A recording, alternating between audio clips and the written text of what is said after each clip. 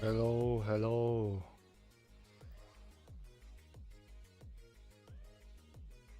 Hi guys, what's up? So we are doing a spontaneous stream today because I've got time, right? So I decided to do another stream just to kill time, okay? So it's Sunday, I'm alone at home, Kevin alone at home, and so we can stream. Why not? So, and I was thinking about thinking about to talk about the interview with Matt Thornton by this guy, Martial Arts Journey channel, and let's examine what experience he had with Jeet Kune as far as I know it was Jeet Kune concepts, right? So. Yeah, Wolfcraft, hi, how are you? J Mope and Fred Groger. I see you first time here. Hi. And my sugar-free Pepsi. So,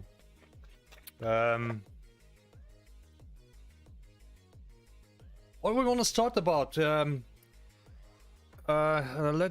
Let put in the music a little bit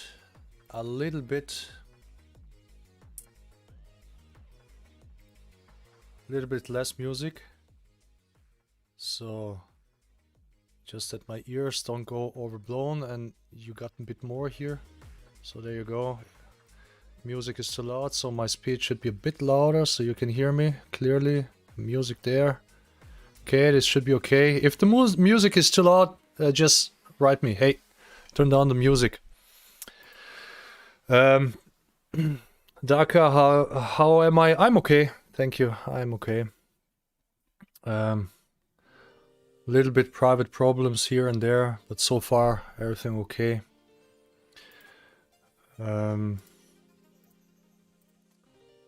Let's change the background as well here.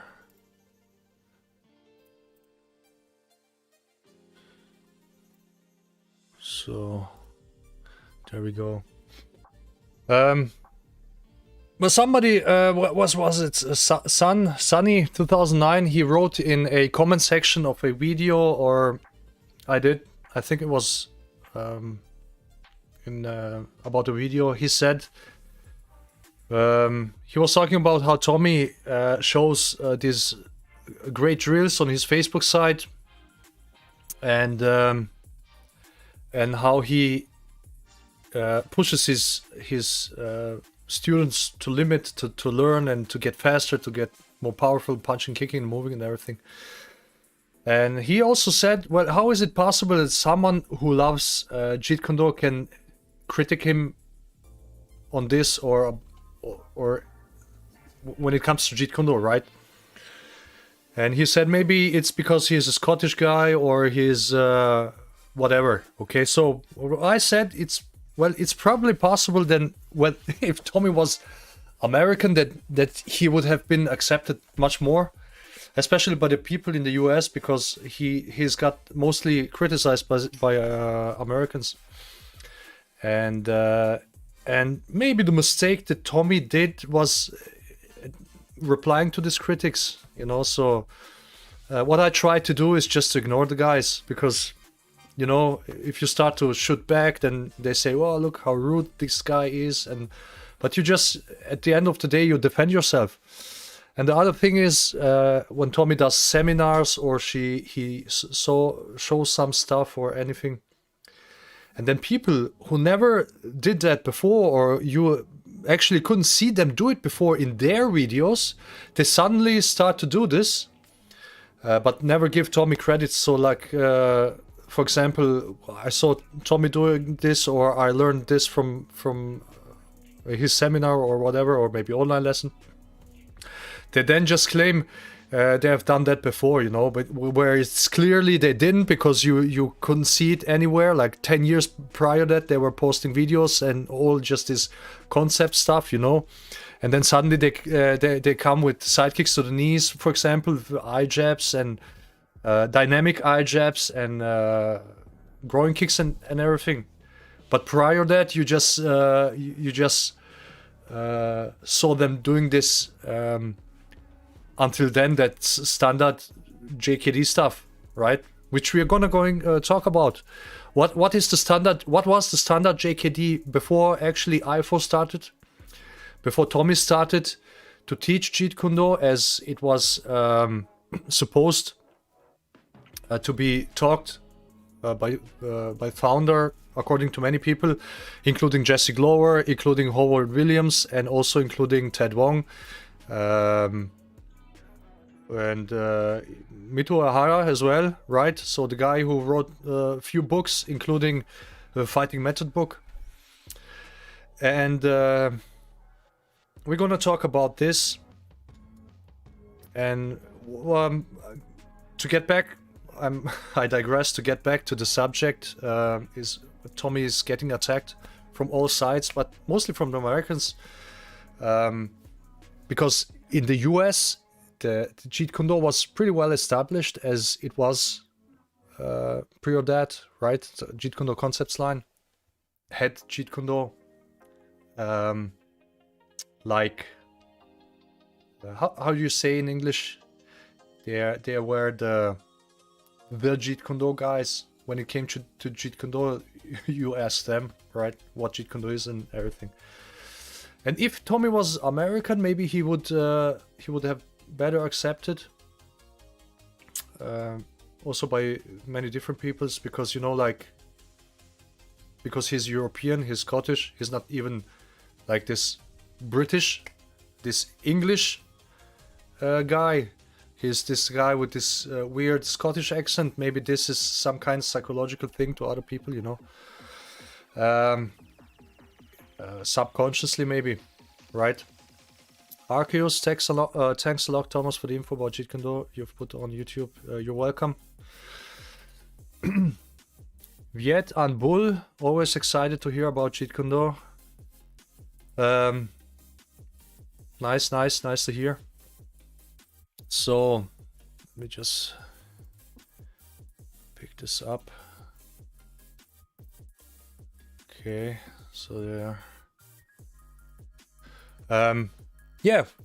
Well, you can ask, guys. You can always ask questions in the chat. So I'm gonna look from time to time at the chat and try to answer them. And well, let's put the music slightly lower the volume, so we can watch the interview. We can watch the interview with Matt Thornton. So a little bit music, still good.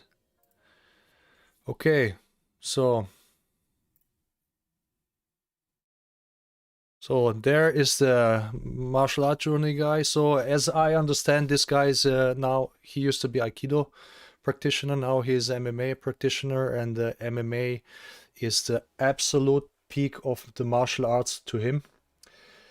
And the Matt Thornton, the guy who is here, who is gonna do the interview now here on the channel.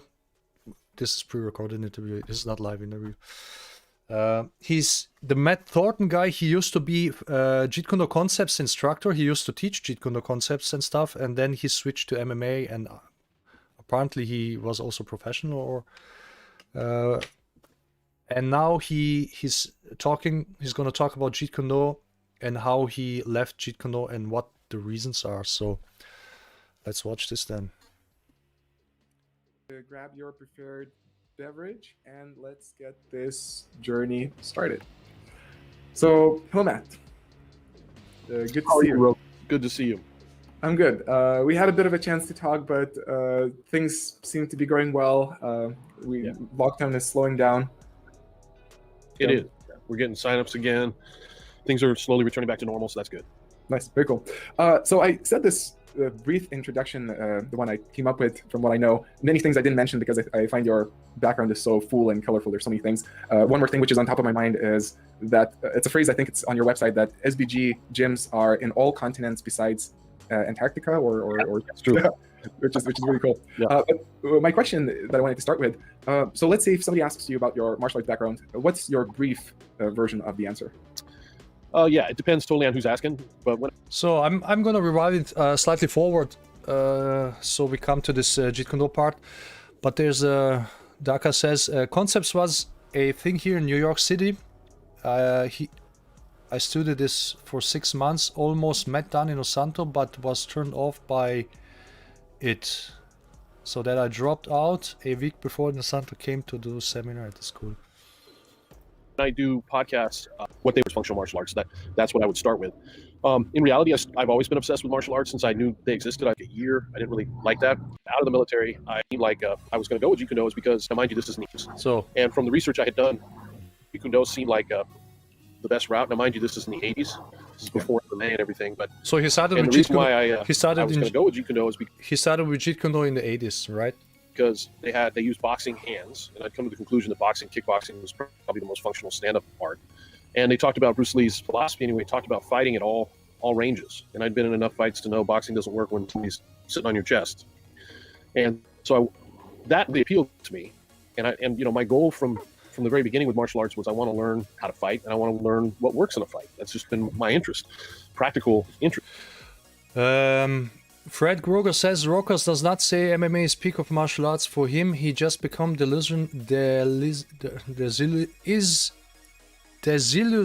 okay, you know what he means when he tried Aikido in a more realistic sparring, trying to use in MMA sparring. This illusions. Okay, so sorry for my English, guys. Okay, what do you think about Bruce Lee's death? I think what's the name of the guy who wrote the book Unsettled Matters?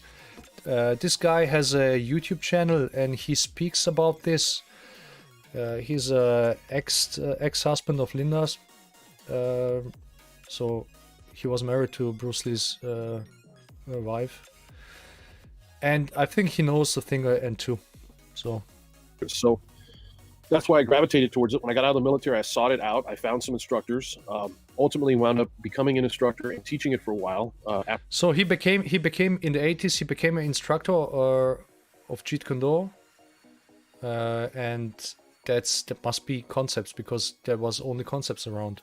Try and move. Yes, Tom Bleecker. If you want to hear something about Bruce Lee death or read or go to his channel, Tom Bleeker's channel. Yeah. Here to Portland, Oregon. This would have been very late 80s, early 90s, so 91, something like that, 1990. And and we can talk more about whatever detail you want, but long story short, I became very disillusioned with what I saw. I was granted an opportunity to meet most of the more famous high-level instructors in Jeet Kune Do concepts. High-level instructors. Some became friends, some of my friends with some I didn't like, but I was disillusioned by. So, if you don't understand, he said he became disillusioned. Disillusioned. This is the word, right? He became disillusioned with Jeet Kune Do, and he met a lot of high-level instructors. I would probably, right? My guess is like all these concepts instructors, you know. What I saw a lot of hypocrisy. Hypocrisy. Most of all, I just felt like the people that I was around and those instructors weren't interested in the same thing I was interested in. Going back to my original interest is what works in a fight. And that's what I wanted to find out. So his interest was what works in a fight. The interesting thing about that is that it's actually the same interest Bruce had about what works actually in the fight. So you don't just accumulate techniques. Endless techniques doesn't work. Doesn't matter if they work. So like philosophy, any technique can work, or you can make any technique work, or you can't. If the technique is purely bullshit, and you can only make it work against the guy who is not defending himself, then the technique doesn't work. You know, if you can apply a technique against a guy who just holds his hand forwards for 2 seconds and let you do this, this is not a technique that works, right? The technique has to work under pressure, so where someone tries to hit you, to punch you, or to grab you, or whatever. So he is applying pressure to you, and you must be able to apply this technique to him. So, of course, if you're not trained, you're not going to be able to apply even a technique technically works under these conditions, which doesn't mean it doesn't work. So that's what people get confused about. So they think you just have to have right amount of training and you can make any technique work. But no, some techniques are just bullshit, right? You have just to admit it's bullshit, you throw it away, and that's what Bruce did. Okay. And right around that time, as I was starting to become disillusioned with it, I ran into Gracie Jiu-Jitsu via Fabio Santos, who was one of Hickson's black belts, who just happened to be living up here, and Hickson Gracie, who I met. And that immediately captured my attention. It was everything I'd been looking for, everything I felt I was missing, that boxing and kickboxing didn't have. And that's what made me open up my own school. So the thing is about Gracie Jiu-Jitsu, this works also the best under circumstances where you put limitations in. So at the moment you train someone to attack eyes, okay? At any given moment to attack eyes, grappling becomes very, very obsolete, okay? Especially if the grappler doesn't know what to expect, right?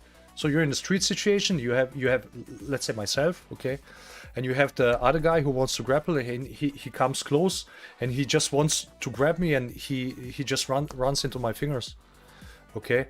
So but also here these guys, like, they kind of lost in this sport environment, because in sport environment you have no choice but to use what works the best under these conditions.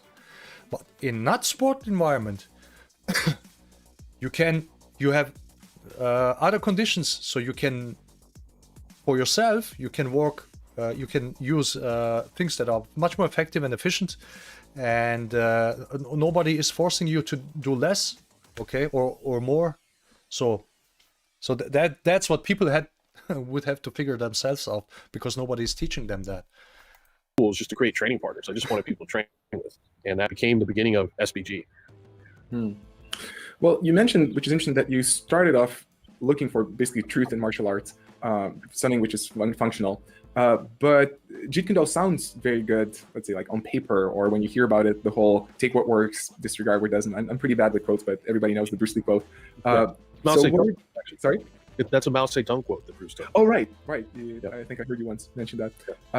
So I think so that being the essence of Jeet Kune Do, why do you think, where did it go wrong? Here's the problem.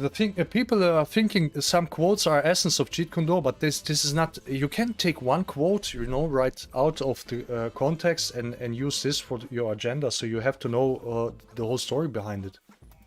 You personally? Yeah, it's a good question. Burton Richardson and I have talked about this quite a few times. I think that Burt Richardson.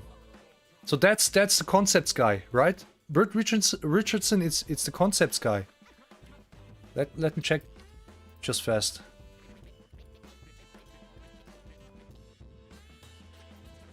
Yeah, that's the guy. I thought so. So that's the guy.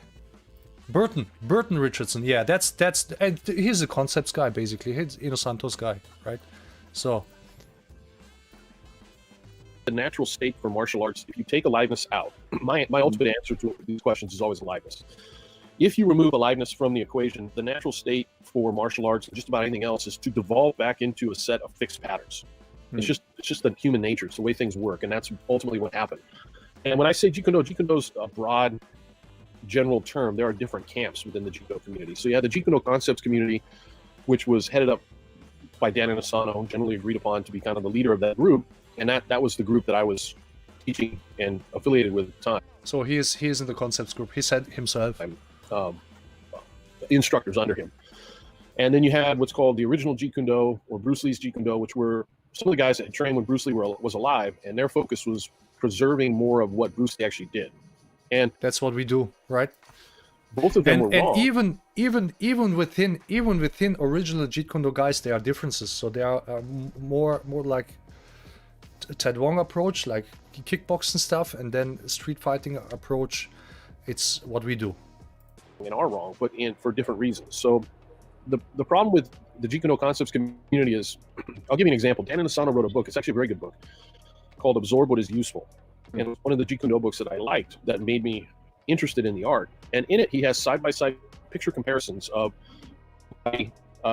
supposed with boxing and some. You mean he means Junfang Kung Fu? No, I don't think he means Junfang Kung Fu, because he said original Jeet Kune Do. Very practical examples. Boxers have their hands up, karate person's here, the boxing line is more efficient, body mechanics, everything is explaining in a scientific sense why if you're going to punch somebody in the head, you want to go this route and not this route, with side-by-side pictures, which I think is what we should be doing in martial arts, because I think we should be taking a scientific approach to it. And the pictures had people like Paul Vunak and other people in them. And so that was Paul Vunak, right? What I was interested in. And that existed in the Jeet Kune Do concepts community. But side by side with that, they would then, so they teach a few minutes of something like that. And then side by side with that, they teach something that was even more ridiculous than the traditional karate. Some of the Penjak Silat, some of the things they would teach were just silly. There's no other way to put it. So this is no, he doesn't mean Tao of Jeet Kune Do. So this is what I said often. So what I don't get these Jeet Kune Do concepts guys. So including all the guys who do critic us. They always talk about sparring, right? Because sparring should actually be a environment when you can train and test your techniques on as realistic as possible. Okay, so as realistic as possible. So one guy tries to attack you, he tries to punch you, and you try to counter him, or you try to stop him. However, and then some kinds of techniques don't work there, because these techniques would rely on the guy actually stopping and pausing. And some stuff, when you have trained it, work there, because this stuff relies on timing. This stuff relies on distance and hitting targets, right? So these guys always talk about sparring and how it's important to spar, and yet then they train this kind of unrealistic stuff, like he said, like Pentak Chilak and Hubad Lubad and all this Chisao and trapping stuff, where you cannot use it, never use it in a realistic sparring scenario. Okay, so Tommy, hi Tommy. Danilo Santos should off call it martial art concepts, as that's mainly what he teaches, his own personal investigations of many arts, not pure Jeet Kune Do. No, I mean, does he even use like openly Jeet Kune Do on his website? And so there was no discernment. It was like an all-you-can-eat buffet. Some of it is nutritious, some of it's just garbage. Garbage. If you listen to him talk, he would say, yeah, if you really want to learn how to fight, focus on your Muay Thai and this, but then they would have all this other stuff. And to me, anybody that has followed the way I think about it, what I think about it is in terms of delivery systems. You have a stand-up clinch and ground. There's only so many ways you can hold somebody in a clinch. You can break those down. How many, over, under, body lock, over, under hooks, over hooks. You break it all down, single neck, double neck tie. And the fundamental grappling arts that deal with clinch, about judo, Greco-Roman wrestling, Sambo, the list goes on. Most old cultures, grappling art. Just a second. So Nava 60 FPS says, I practice many martial art in the way to understand and improve my martial art and teach in the better way possible. Does this make me a Jeet Kune Do practitioner? No, this does not make you a Jeet Kune Do practitioner.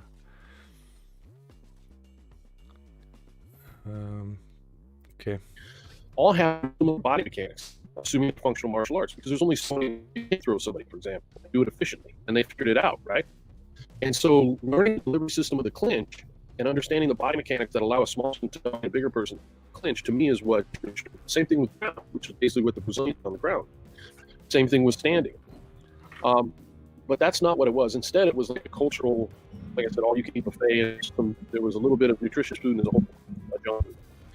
Now, the other side of that is the Jeet Kune Do, Jeet Kune Do. I love Bruce Lee. He was an icon. I'm a huge fan. I still am. Is the connection when he was 30 years old in 1973. The amount of things he was able to see compared to what we know now about martial arts is very, very limited. And this is not true, because these guys, they overestimate themselves. Also, Matt Thornton, what he does here, he overestimates himself. He thinks he has seen everything, and he thinks that what he has seen, Bruce didn't see. So what Bruce didn't see is the MMA sport fighting.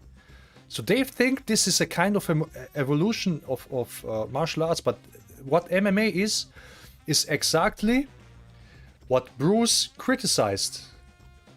And like we said in the last stream, when Bruce was watching Muay Thai, and he said, there's also, I think even in what was that, in the expression of human body, the book from John Little, you have the note where Bruce says about Muay Thai, basically it's poor, it doesn't have a broken rhythm, it has actually a weak jab, and the hooks are not great, and there are no grappling techniques. So Bruce was aware that you can punch, you can kick, and you can grapple, but not under sport circumstances, right? You have to repeat this so often, so guys really understand. As soon as you come close enough, you just eye jab the guy.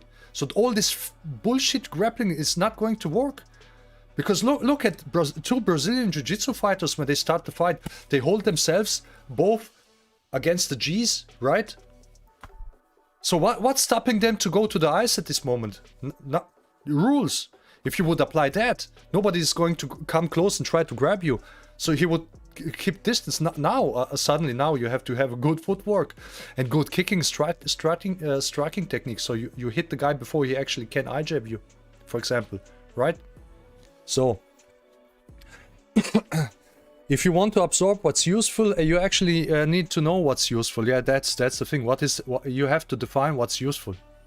So in Jeet Kune, define things. What are useful are the things that are efficient and non-telegraphic, right? You have to have these two things combined, because something that is effective but not efficient is also telegraphic, like a punch where you exaggerate and then you punch the guy and you hit him, and it was a knockout punch, you know, but the guy just got hit because he was maybe looking at different direction. So to take someone else's style and try and mimic that, I think, number one, that's always a mistake. I don't think any two fighters are meant to fight the same way. Every MMA fighter needs to develop his or her own style. So trying to mimic the way a 133-pound guy fought in 19 Step 2, I think, is a bit silly. It's not the... So also, again here, the Jeet Kune idea is not you have to learn to grapple, sport grappler, because you're gonna need this against a grappler. You wanna seriously tell me that if a grappler grabs you, let's say a Brazilian Jiu-Jitsu grappler, maybe one of the Royce family, he grabs you, and now you want to grapple him? You want to beat him by his game? No. So, like Bruce said, the best fighter is not a boxer, not a judo man. Nowadays you would say a grappler, or not a karate man, or somebody who kicks. So the best fighter is someone who can kick too good to a boxer, he can throw too good to a karate man, and he can punch too good to a judo man. Okay, so you exploit their weaknesses, and all they forget that. They think you need grappling because you have to fight against a grappler. That's nonsense. You have to use a weakness of a grappler, and the weakness of a grappler is he doesn't protect his eyes, because he comes too close, he exposes the eyes to you. This is the biggest weakness of grappling. And if sometimes you can even hear them, well, if you poke me in the eye, I'm gonna poke you back in the eye. Are you kidding me? If I poke you in the eye, my finger is in your brain. You don't know what you're talking about. You're done. You can see. You can't see with both eyes, because you cannot open both eyes, and I can just walk away. Say he didn't have things that he discovered that were worthwhile, but that should be a starting point, and then of course you would build onto that, ground and clinch and all the other things, and that didn't happen. I just kind of hung up on that aspect of it. So between the two, I just didn't see either was taking a scientific approach to martial arts, and that's why I realized I'm just going to have to do my own thing, and that again is when I started my school. Hmm. Well, one thing you mentioned is and I wonder how big part of it all was the preserving, the desire to preserve. And I kind of get a feeling that that happens with martial arts fairly occasionally when there's this iconic figure. And it definitely was a case with Aikido. The founder of Aikido is just kind of godified. He's legendary. There's stories of him dodging bullets. And many of the instructors, both Japanese and Westerners, they would be all about preserving what he taught, kind of having this idea that he was the perfect version. So it sounds like that might have happened with Jeet Kune as well. Would you say that that's true?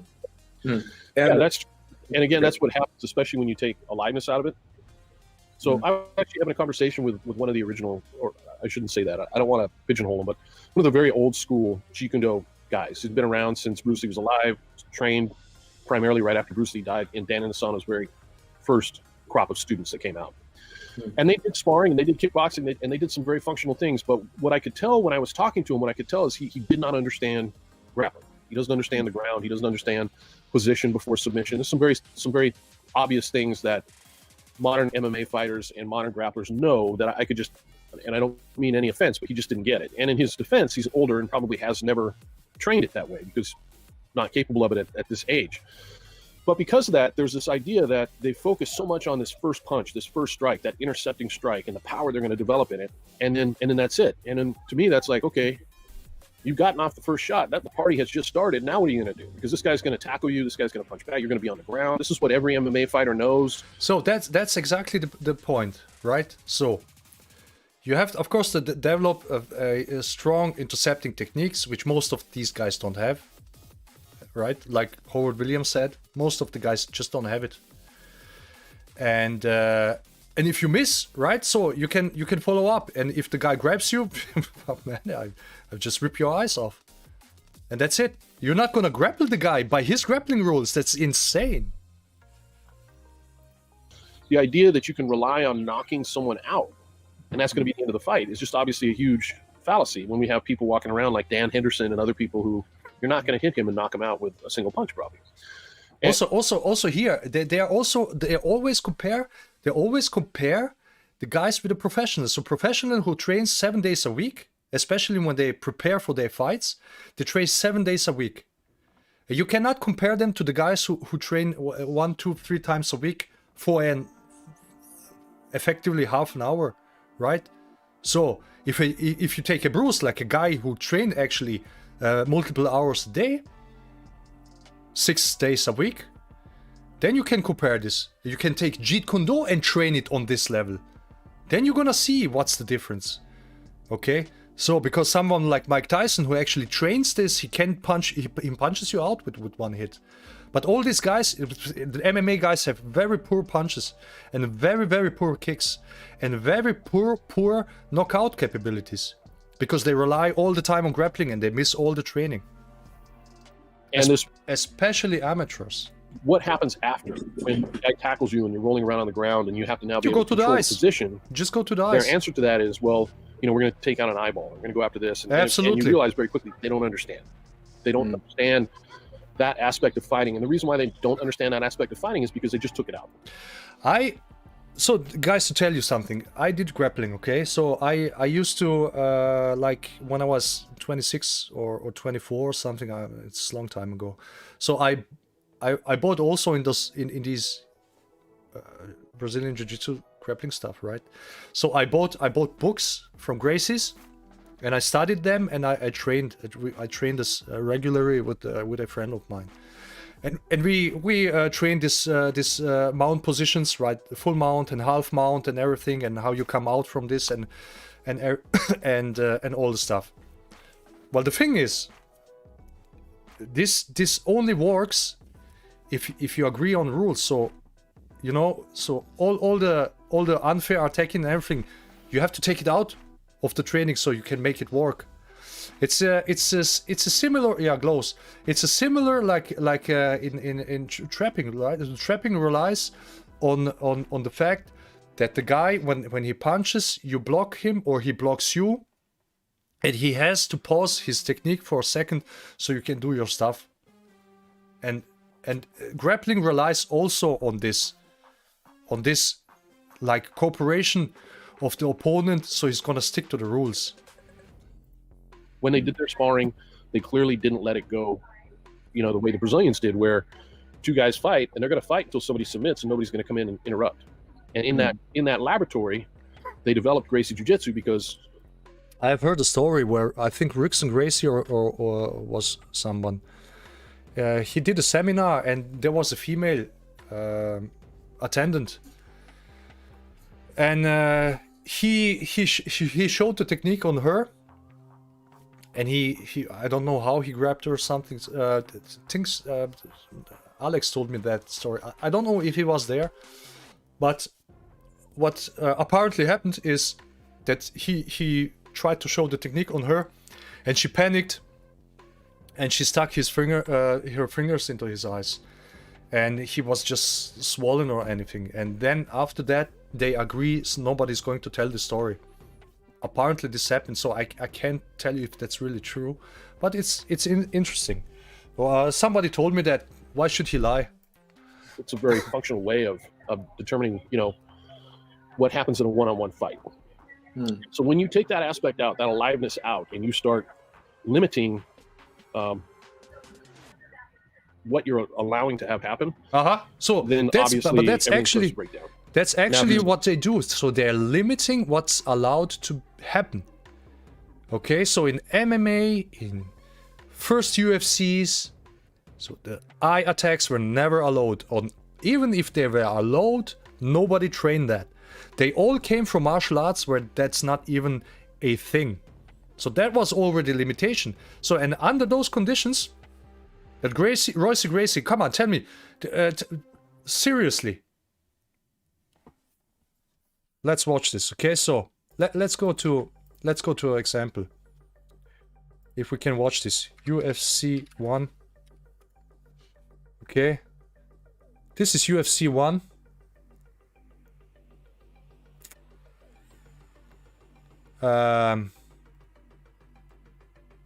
Gracie.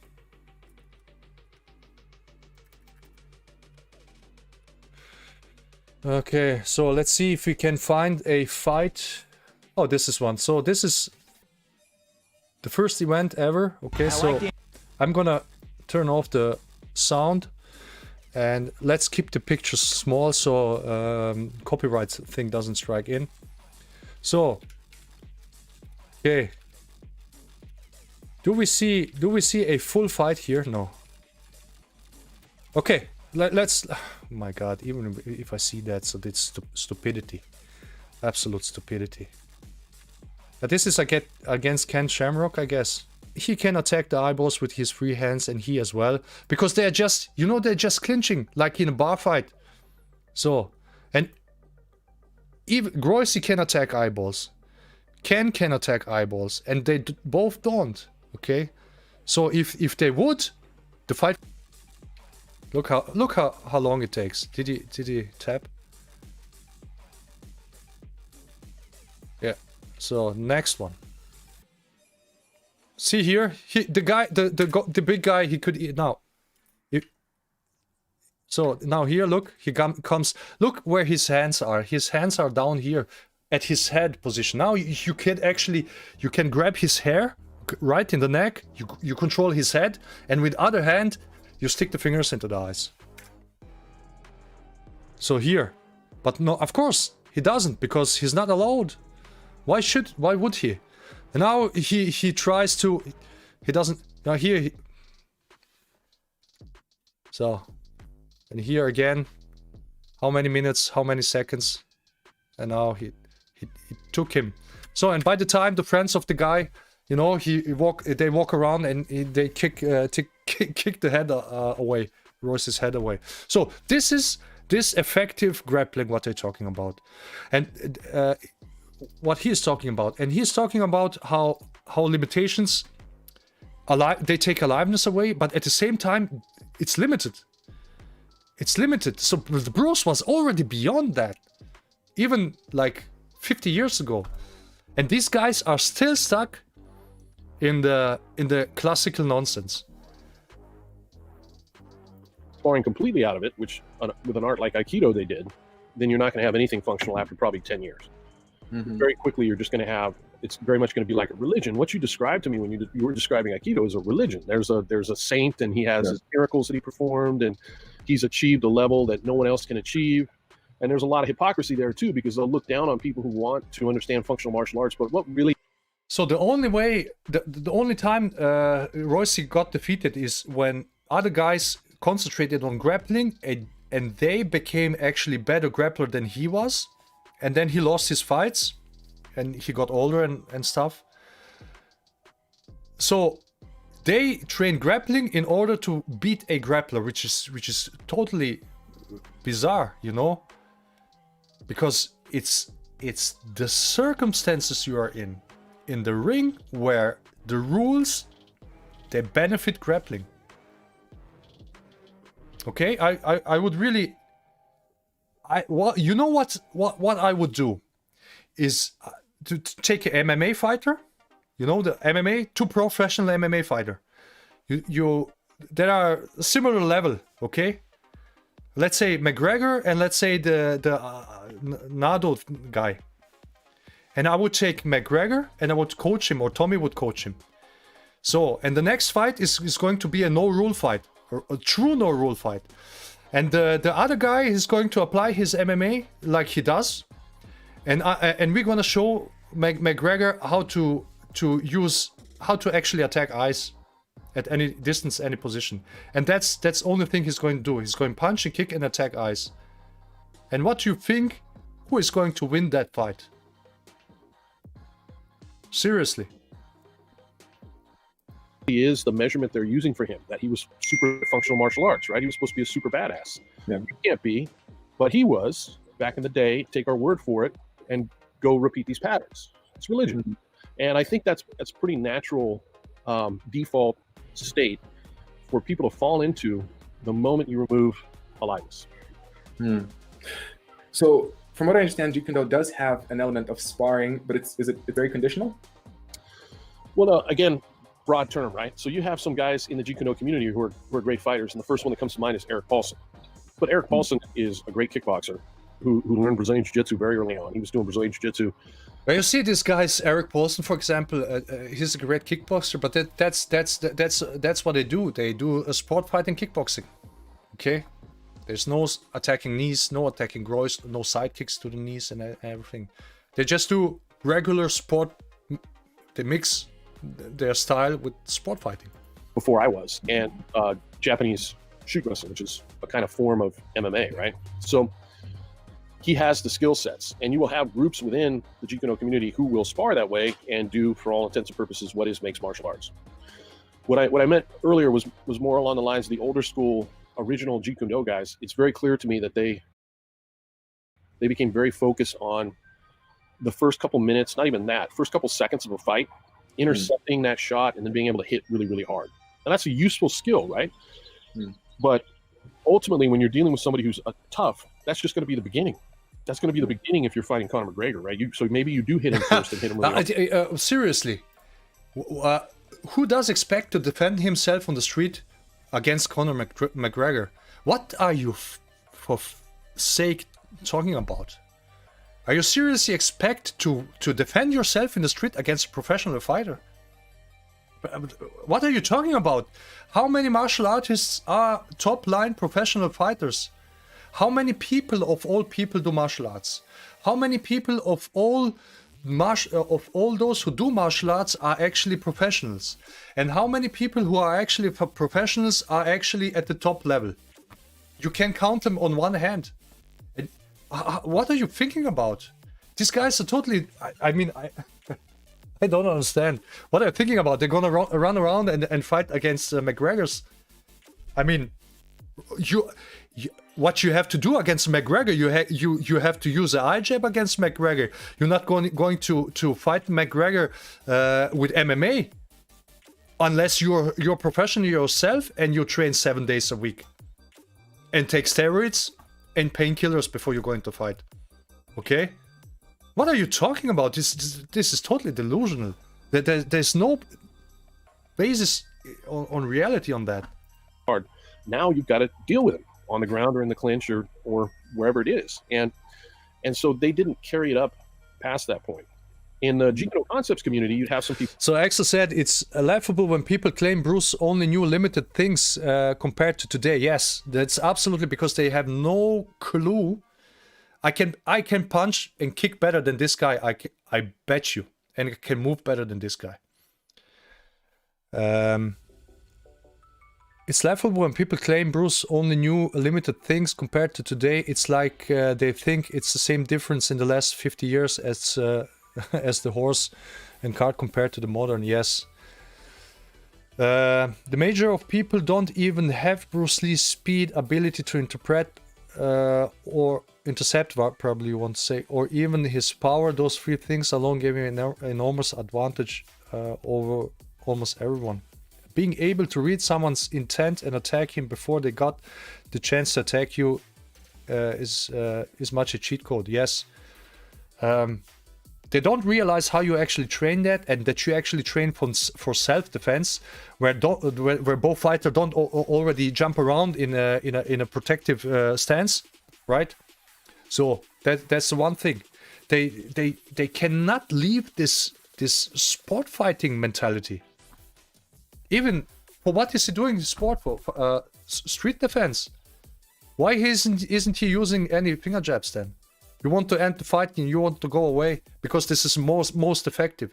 And like I said, if you take two MMA pros and I'm gonna coach one MMA pro to do these things and the other MMA pro does what he has done before, this guy is going to lose. People like Eric and others who did functional training, but you'd also have a whole lot of people who just weren't interested in that, and they wanted to collect certificates and click sticks together, and basically just collect patterns that they would compare back and forth with each other, and to them that was learning. It really had absolutely nothing to do with functional fighting skill. But that's not JEET KUNE. When I came back to the JEET KUNE school I was teaching at after having met Hickson, I explained to them what had happened. I watched this guy sit in a room full of large men who were a good portion of whom were judo black belts, and submit them one after the other without using his hands. He didn't use his hands, and he made them tap out. It wasn't choreographed. It wasn't a demonstration. It's come do whatever you want, come grab me, try and choke me, try and break my arm. So there's it, do whatever you want, try grab me, do whatever you want, but they are going to use their styles. They're not trained like me, myself, or my students, or Tommy's students, or Tommy. So they're gonna play the game. But if a grappler comes to me and he comes to me, okay, come and do whatever you want. I'm gonna instantly kick him in the balls or I jab him. As soon as he comes, he does the step. Right? So it doesn't matter if he's a grappler or he's anybody else. So, and if I miss, I'm going to do it on the second occasion. The only time I'm not going to do it if I get knocked out. Okay? Right? So. And one after the other, he submitted them without using his hands. His hands were in his belt, without breaking a sweat. Like, that's where this guy is, right? So I get back and I tell them that there's video of it, and they're not interested.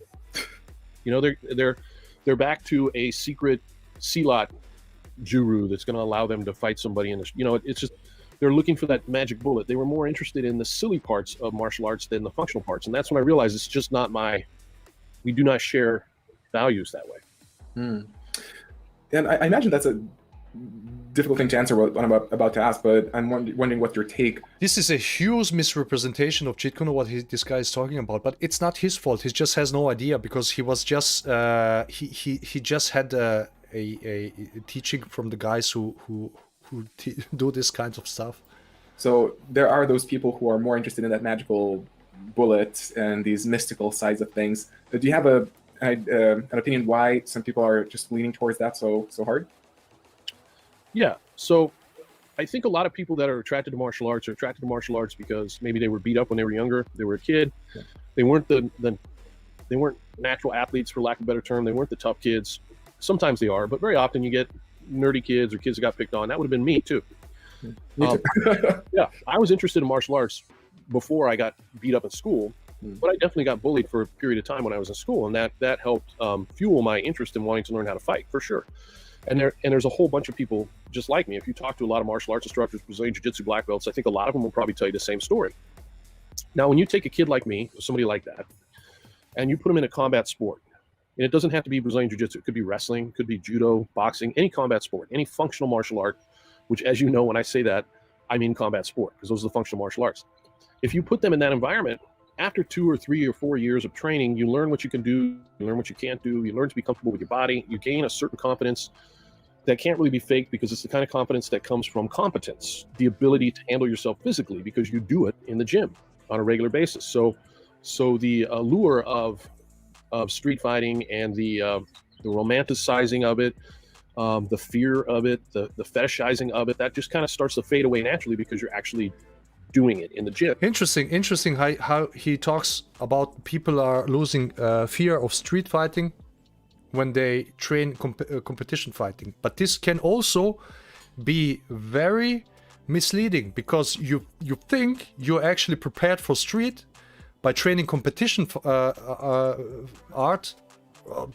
competition martial art, and you train and you fight under certain circumstances, and you think this applies into street, which doesn't mean you're gonna lose a street fight or you're gonna win a street fight.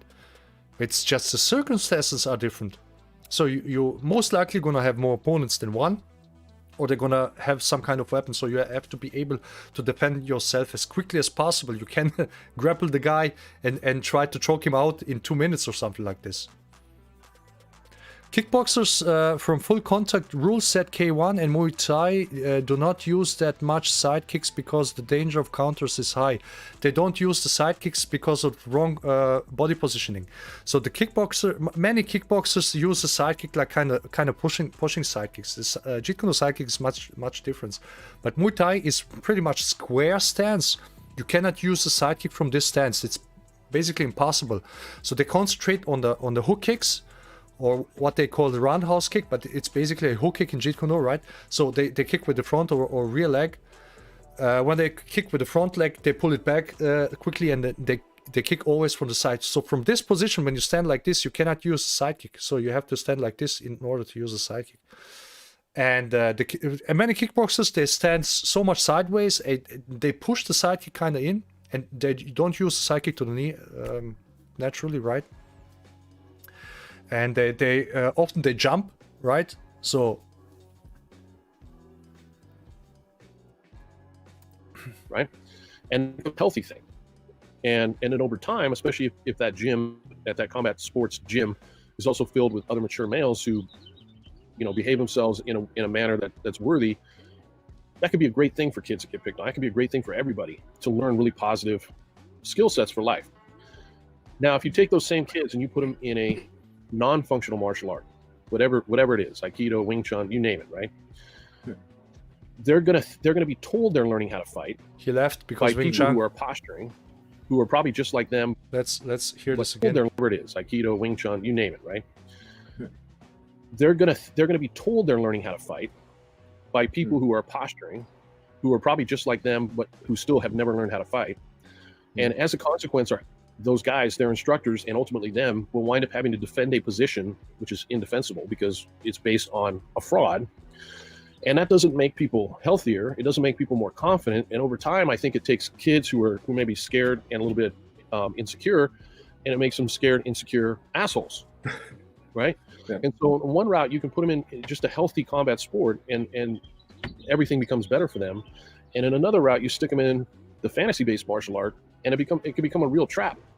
And then there's a constant. Okay. So I want to address one thing with the kickbox stance and JKD stance. So just a second, because Fred Groger says here. I just want to switch to something else here. Search for the man. Let's use this one. So now I'm bright as hell. So here you can see, right? Let's make this bigger. So here. Okay. So here you can see if you take a line, right? So you take a line here, not this line. I want a straight line. So you take this line. Okay. You go here. And you take a second one. Okay? So, and because, so people understand, Jeet Kune Do stance is not a sideways stance. Okay? So, when you take a... So, when you take, so the typical kickbox sideways stance, like it was, it's more like here, where the feet are positioned like here. Okay, so the feet are positioned sideways. Sideways to the opponent. So opponent is here. Okay, so you're facing the opponent this way, and your feet are like this. Okay, so you basically stand sideways to him, and you look to the side. Jeet Kune Do stance is different. So the Jeet Kune Do feet are positioned. So let me do this. So this is the front foot. Okay, so it's here. So the toes are on the line, and the rear foot, the middle of the foot is on the line. Okay, here. So this is sideways. This is not sideways. So the position of the upper body here, you can see the guys, it's pretty much like this. Okay, so the position of the upper body is, then you have the legs here, and you have the legs here. Okay, and then one arm goes here this way, and other arm goes like this way. But in Jeet Kune Do, you have the upper body. The upper body is like here. Okay, so it's like here. So this is how the upper body is positioned. Then you have here the leg. Okay, the front leg here, and the rear leg is here. Right, what am I doing, man? So the rear leg is here. It's like here. Okay, so on that you have the head here, and you have the nose here. Okay, this is the nose. So, and then you have your front hand is in front of your face, and the front. I'm not gonna draw the front hand. Okay, so, and what happens, because the upper body has this line, right? So this line, the upper body has this line. Come on, this one. Let's go here. That's good. So the upper body has this angle to the opponent. So remember, the opponent slightly this angle. Okay, so the opponent is here. This is where the opponent is. This is where the opponent is. Okay, so the upper body has this angle here. Okay, this angle. When you punch with the lead hand, when you side kick, what happens? You turn. So you turn then your body in this position. Okay, when you punch and when you kick, so you turn your hip into the technique. So you have this hip rotation, which produces power. If you're already this way, okay, you cannot use the hip any. So when you jump sideways, you side kick, you're already sideways. You can't involve the hip. You cannot involve the body as much in the technique. So you have a pretty weak pushing technique. But here you can turn. You can quickly, right? You can quickly. Let me get me here. You can quickly here turn the hip from this position to this position, and turn the force into the technique. Is it a straight punch, or is it a side kick, or even the front kick is a bit different? Okay, that's where the power comes from, because the initial stance is not sideways, which people don't understand. They say you stand in Jeet Kune Do in line sideways. No, you don't stand sideways. You stand angle off. Okay. And that's how you can generate more power with your kicks and with your lead kicks and your lead punches. Especially you go to the knee. How much power you need to go to the knee. So you have to understand this, how this works. Okay, this is the Jeet Kune Do fencing's position, the stance, right, on guard. It comes from fencing, but this here, that's different, because these people can do it. It doesn't mean that this guy is also not capable of doing it, but he does it different. And for a layman who doesn't understand, he would say, well, this is the same, right? This is the same. This is the same. He would say, this is the same, like this, right? So to me, it's no difference because you have no idea, right? So hi, Trend Killer. So that's a very important distinction. How you would, how the starting position affects your technique. So you can turn the hip into this direction, so you have more force here, right? Rotational force. You bring rotational force. You bring additional leverage into this, or how you say. This is basically the cars have 1 horsepower, and the other thing is important. Oh, let me Google this. Let me Google this.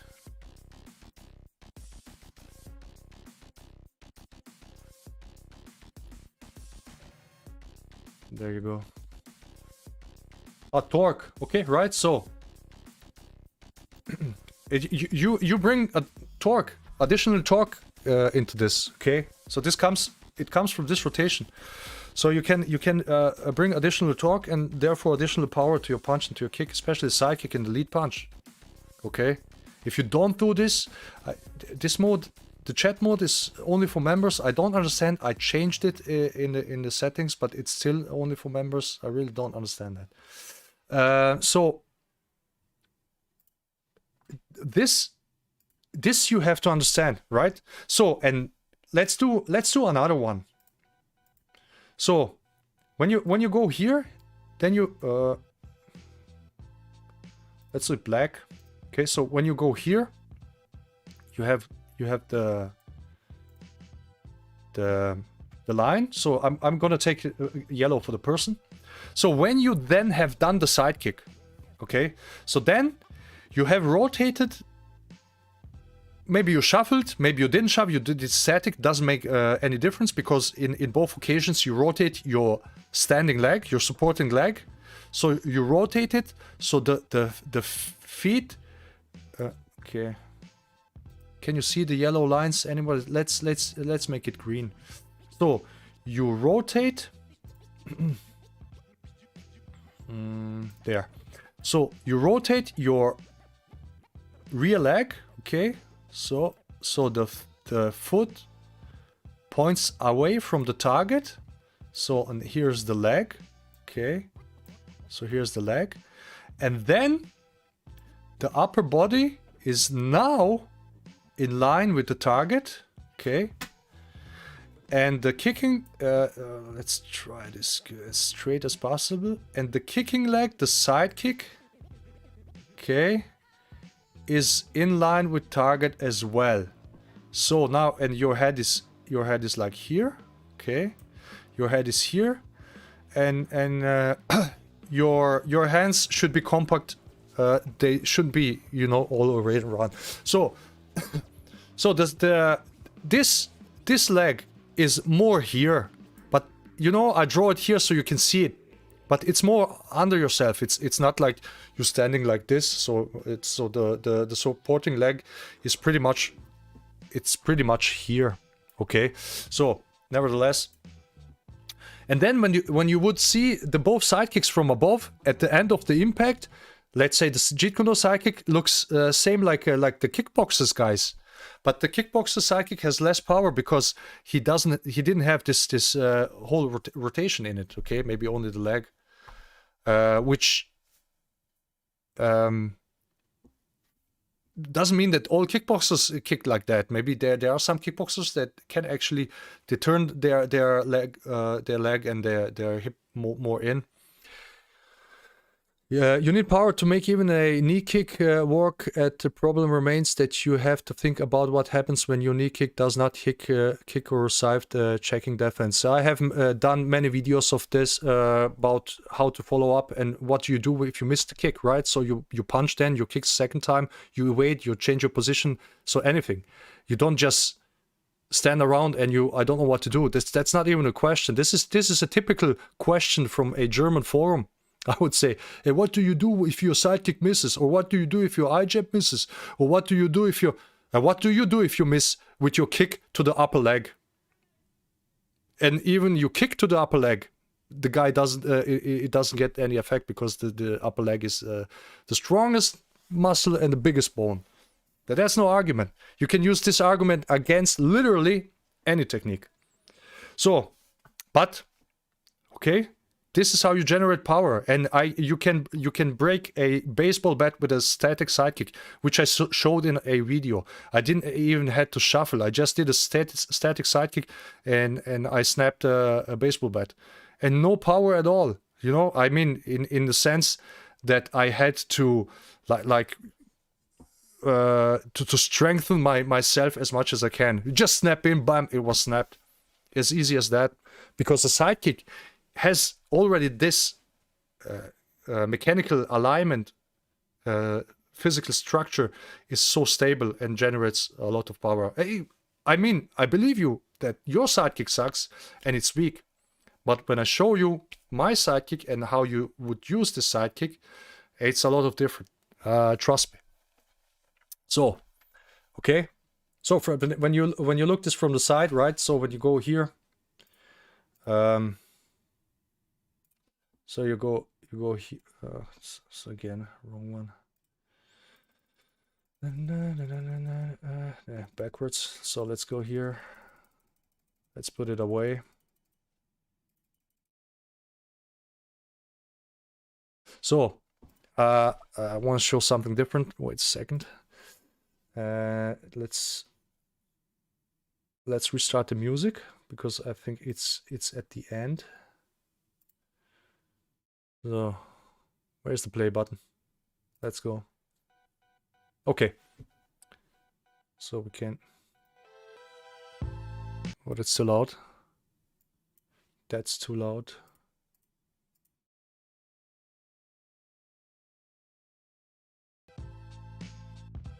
So, okay, so now let me show you something. I'm just gonna want to find the pictures where I have this somewhere.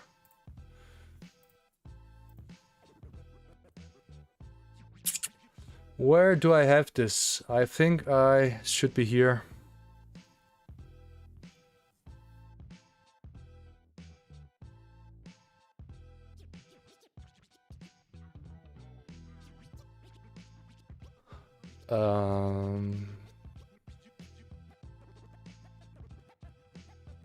Okay, this is a good example. So you can see here. So you can see here Bruce's sidekick, where the hip is turned into the kick, right? So, and you connect with the heel because that's the power line. That's where the power goes through the heel, and you turn the supporting leg. You turn the heel towards the target, so you can turn the hip in.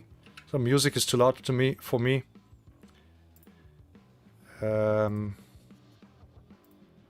So that's better. So I'm gonna. What's this?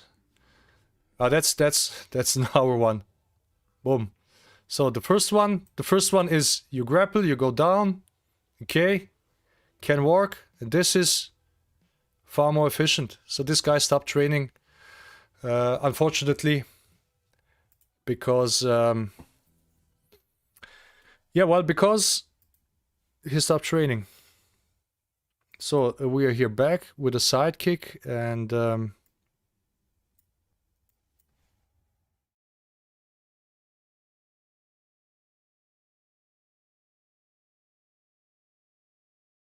come on, give me music. So I'll start here.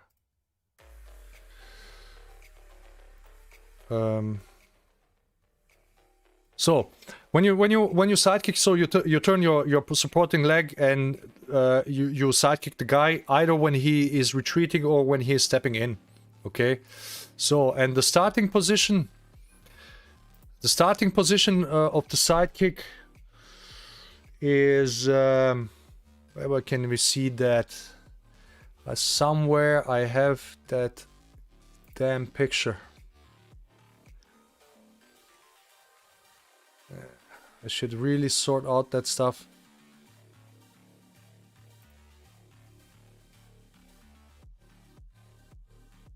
What is that? What is that?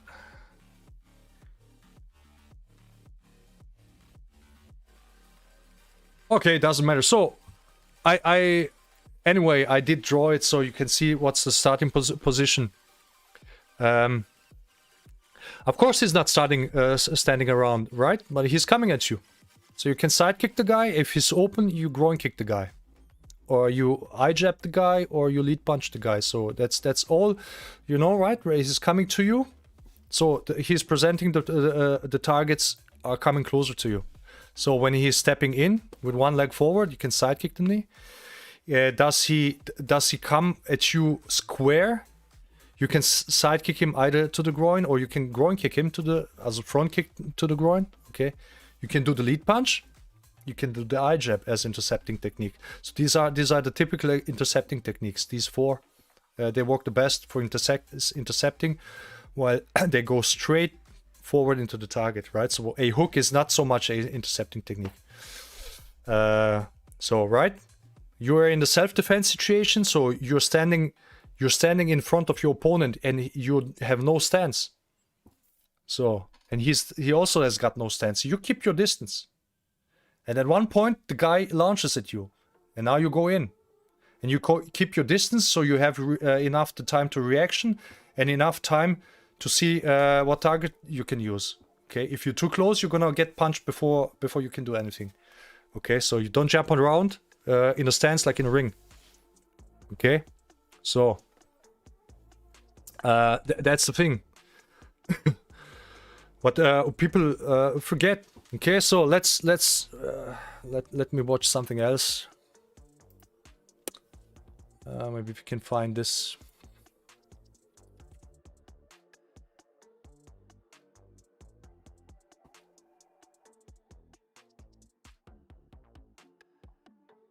Let's watch this, hey? I'm gonna make it smaller. Because if possible, copyright stuff and everything.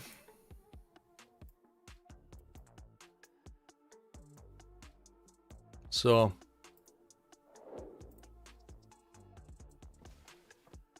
Okay. TV cameras in the UK. Why is it loud? Okay, so, okay. So, let's go. Let's watch this. Okay, oh, this guy is talking about, so... Let's go to the first one.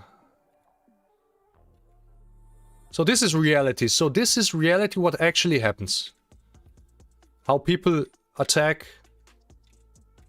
So, and I encourage you strongly to watch that street fight, or wasn't in the street, so it was basically in a gas station, at the gas station.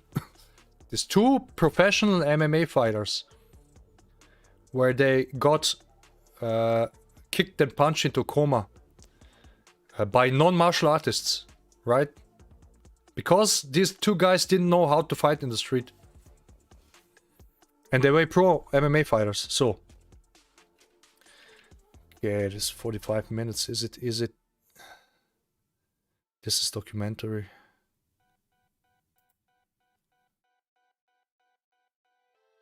So you see how this starts? This starts always it starts like this. Okay, so a guy is standing. So this guy's there's no fighting stance. No, now he comes closer. This here is a big mistake. So I don't know who is defending himself, but you don't do that. So and now I if I was this guy who has to defend himself, now I would attack. Boom, and sidekick, front kick the guy. That's it. And that's then it. Okay, so let's do it. Watch some different stuff.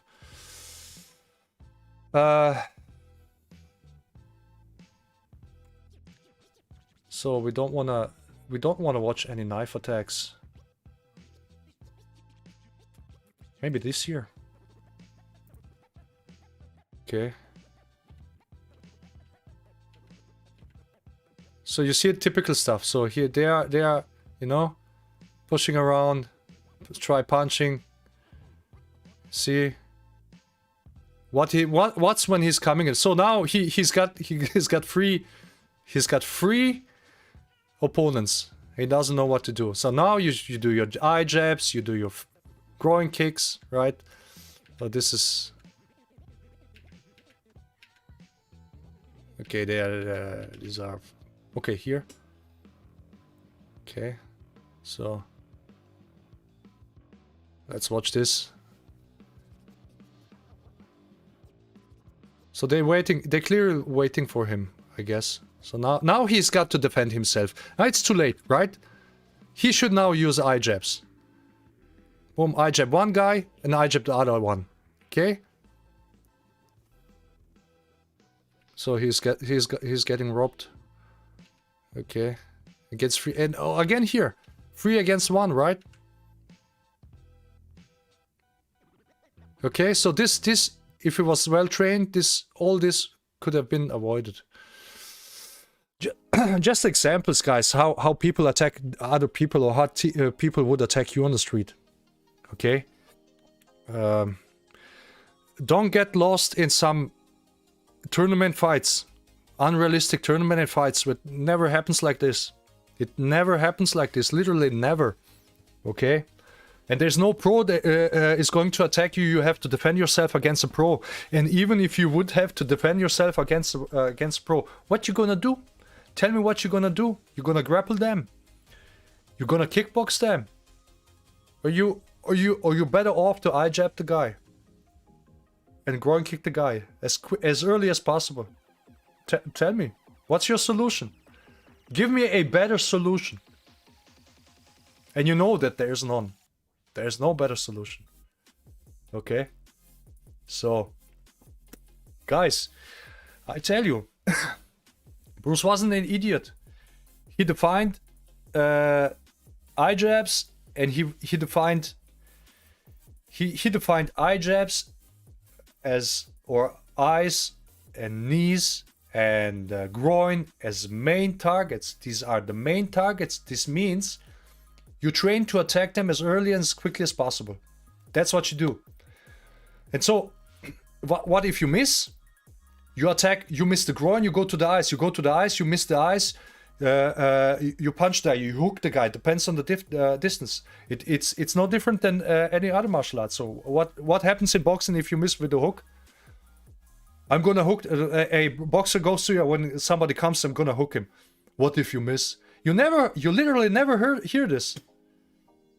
But in forums, you hear this all the time. What if you miss? That's. But you train your stuff most like theoretical fantasy of a street fight, Thomas. You have no idea what you're talking about. And actually don't know how eye jabs and psychics really work. When we can test that. You come to my school and I eye jab you, and I groin kick you, and I side kick your knee, and we're gonna see how it works. You know, you don't know how eye jabs work. Have you ever? I have actually received in a training eye jab, and I have also gave eye jabs to my training partner, to my students. Accidentally, right? Trust me, you do shit after that, literally shit. Okay, so take your finger, do this experiment. You take your finger, right? I don't know how old you are, but you take your finger. Okay, so go like this, close your eye. Okay, and now push in and push and push, and now tell me when you have to stop. When is it too painful that you cannot go in anymore? So, and when you go with when I go with the eye jab, I don't stop. I go with my fingers, okay, into your eye, like so deep, okay, because you're coming forward, and I'm spearing into your eyes. It's so imagine how much force that is. So now go like this and try to go and push into your eyes, just slowly, and tell me how deep you can go until the pain is so much that you cannot continue. Right?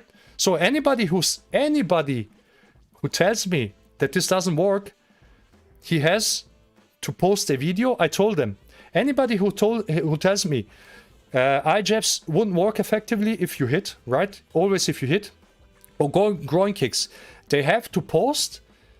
I'm gonna block them, and they have to post a video. They have to make a video how they get eye jabbed or groin kicked, and afterwards it's just not like nothing for them. They can continue to do some pad work immediately afterwards. If they post this video and send me this video, I'm gonna unblock them. It never had happened so far, and it's never gonna happen, because this is absolutely stupidity that only a 5-year-old can come with. And this is an excuse for the own style. Why own style doesn't do these techniques, and these techniques actually exploit the weaknesses of the styles they do. They don't want to, so they use for, oh man, I don't like this. So okay, how can I psychologically support my agenda? I say just, well, eye jabs don't work, or as well, or groin kicks, you know. So I'm gonna continue to punch into forehead and to kick into upper leg instead into groin, because that's what my trainer taught me. So you see, that's how Bruce, he didn't care about styles. He just only he did only care about he did only care about what works the best. He didn't give a shit about your style or what you think or well, styles, different martial arts. That's why JEET KUNE is not a mixture of different martial arts. So anyone who claims this, anyone who claims that eye jabs and groin kicks are theoretical fantasy, I want to see how they get kicked in the balls and how they get eye jabbed, and then can immediately afterwards do some pad work. Send me the video. So Fred, you have to send me the video, because I'm gonna block you after this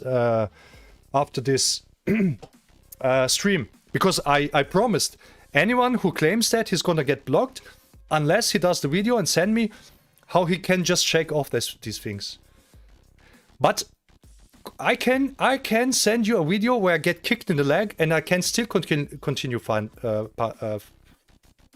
the pads, or I get punched in the head and I can still continue do pad work. I can send you those videos, but can you send me the videos how you get eye jabbed and groin kicked and can still continue? I want to see this. I want to see these videos. So there's another one. So the first one, it's fantasy, it doesn't work, and then you cannot train, because you cannot train such a technique realistic. Yes, you can. You put protection in. You put protection there. Do you always, when you train your martial art, do you always knock out your training partner? Do you go always with full hooks, full punches, full kicks? Do you do this every training? You don't. The same is with eye jabs, same is with knee kicks, same is with the groin kicks. You can only use them in training to a certain power, right? But you can use them full force on pads, and that's what you train. So you train the angle, you train the technique, and you train and you train and yeah, fuck off, you know. Yeah, you're away. So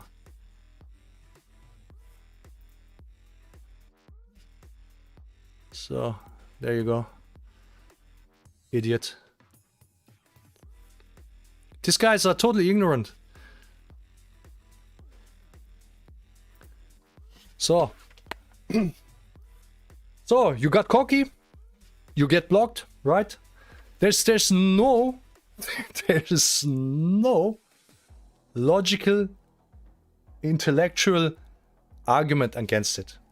I don't know what style he does, but he is. That's typical. So people, it's typical, right? So guys, let's talk about why do guys hate? Why some martial artists hate groin attacks, side kicks to the knee, eye jabs? Why is that? This is like in a sword fighting military, right? So when they use swords and they use bows and arrows, and then a guy comes up with a gun, and then you argue, what if you hit, if you miss with the bullet, what you do then? Well, then I take my sword if I have too long time to reload, right? It's the same. So the people just they just look for excuses, right? They look for excuses to support their agenda, or to support their style, or whatever. How can I don't really understand how anyone can be such blinded by a style. Who cares about the style? Who cares about the guy who made the style?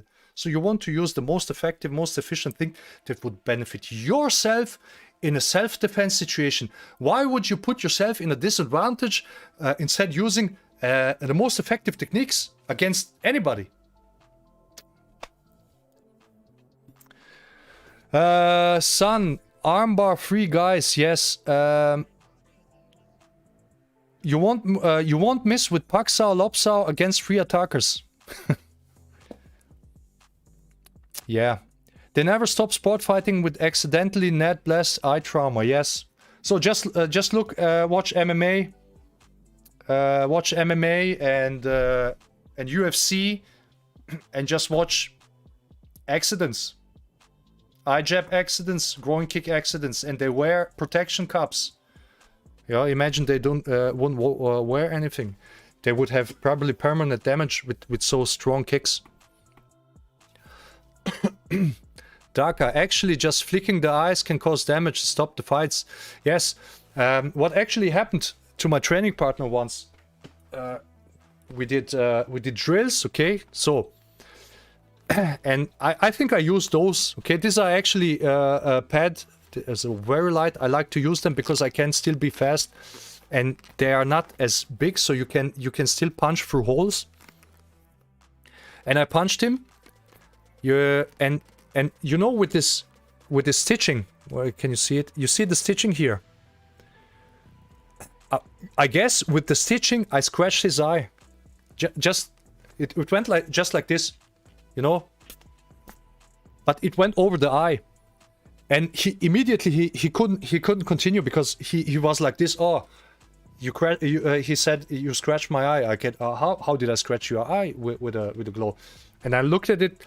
The stitching, it really, it looks outside of the glow. So the normal boxing gloves, they are full leather here. There's no stitching, so you cannot scratch, you know. And he got like problems for 2 days or something until this healed, because that was like, he went to eye doctor and he said you got some micro scratches there, and this is going to heal. So imagine you go with the eye and you go with the fingernail, and you stick your finger half or full way in. I mean, I don't want to discuss to these guys anymore because this is so ridiculous. I discussed with the guys on the German forum like years ago for years, and you see all the same excuses against using this. What if you miss? It doesn't work. You can't test it for real. Blah blah blah. I actually did it. I actually eye jabbed the guy once. So, and I know guys who actually used in a real situation eye jabs. So, and trust me, it's done. You don't have to bob and weave, jump up and down. Just go, oh, come, what? You wanna punch me? Yeah? He comes close, boom, eye jab. It's finished. The guy's done. Tommy Noble. The stress of sport, the stress of sport or for real life encounter, there's no comparison. Yes, I mean you have in both situations you have stress, of course, or adrenaline, or however you want to see. Excuse me, guys. I'm slightly I have a dry throat, so I'm gonna bring something to drink for me. So both are stressful situations. Definitely they are, but the difference is for your sport event, you're prepared. So you're prepared in the way you know what's coming at you. You know the guy. You have studied the guy, his style, his fighting. You know, you know what attacks are going to come, what he's going to use, what tactics. You know the rules and everything. So before I tell the story, I'm gonna bring something to drink, guys, and I'm right back.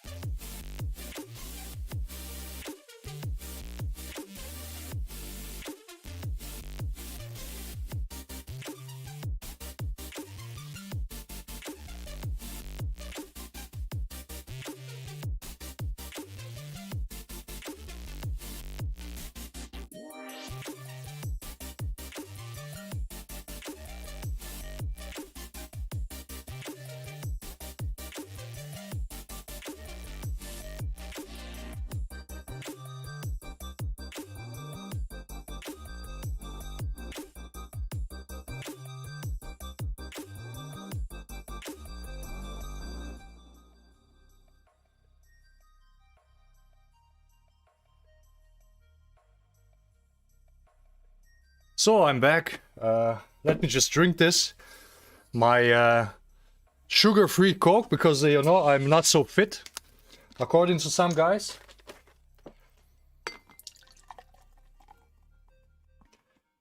Oh, I'm so thirsty. Man. I mean,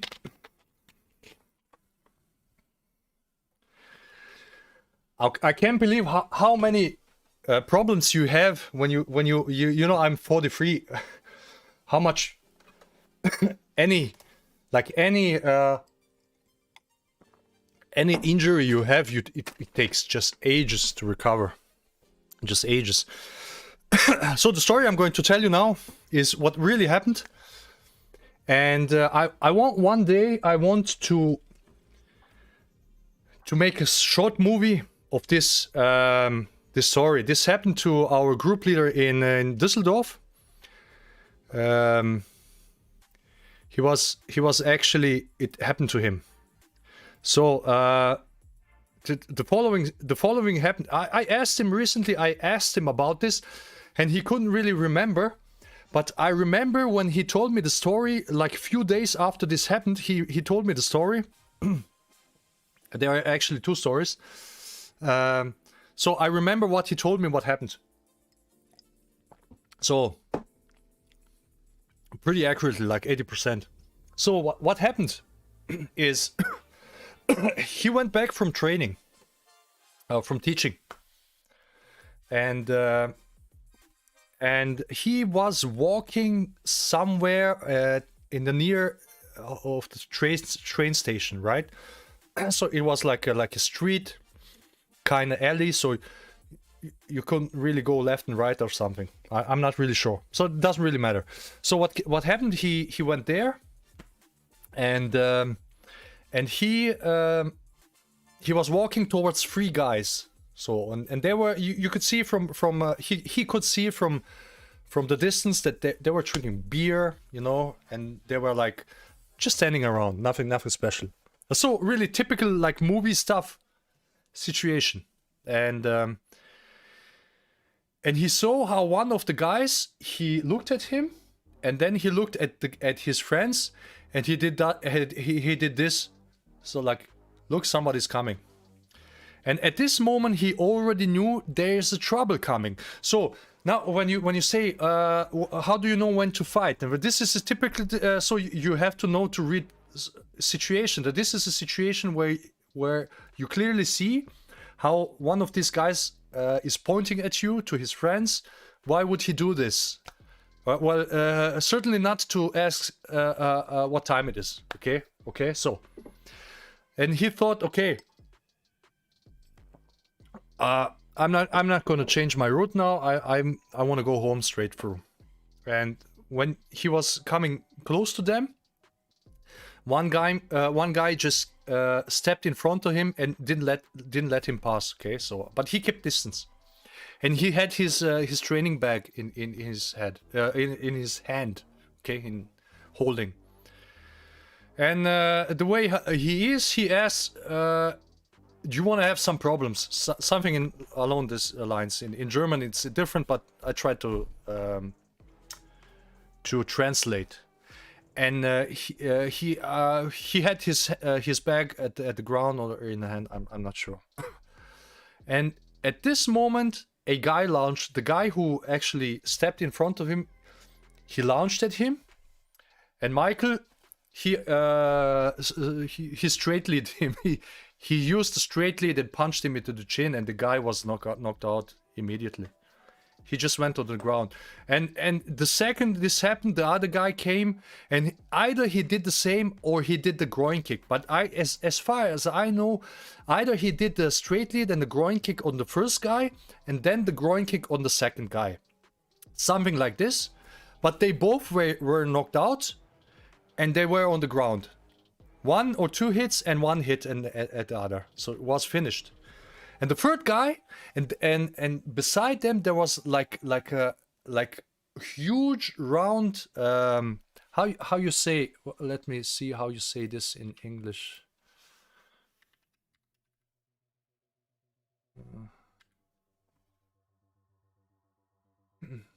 Pillar.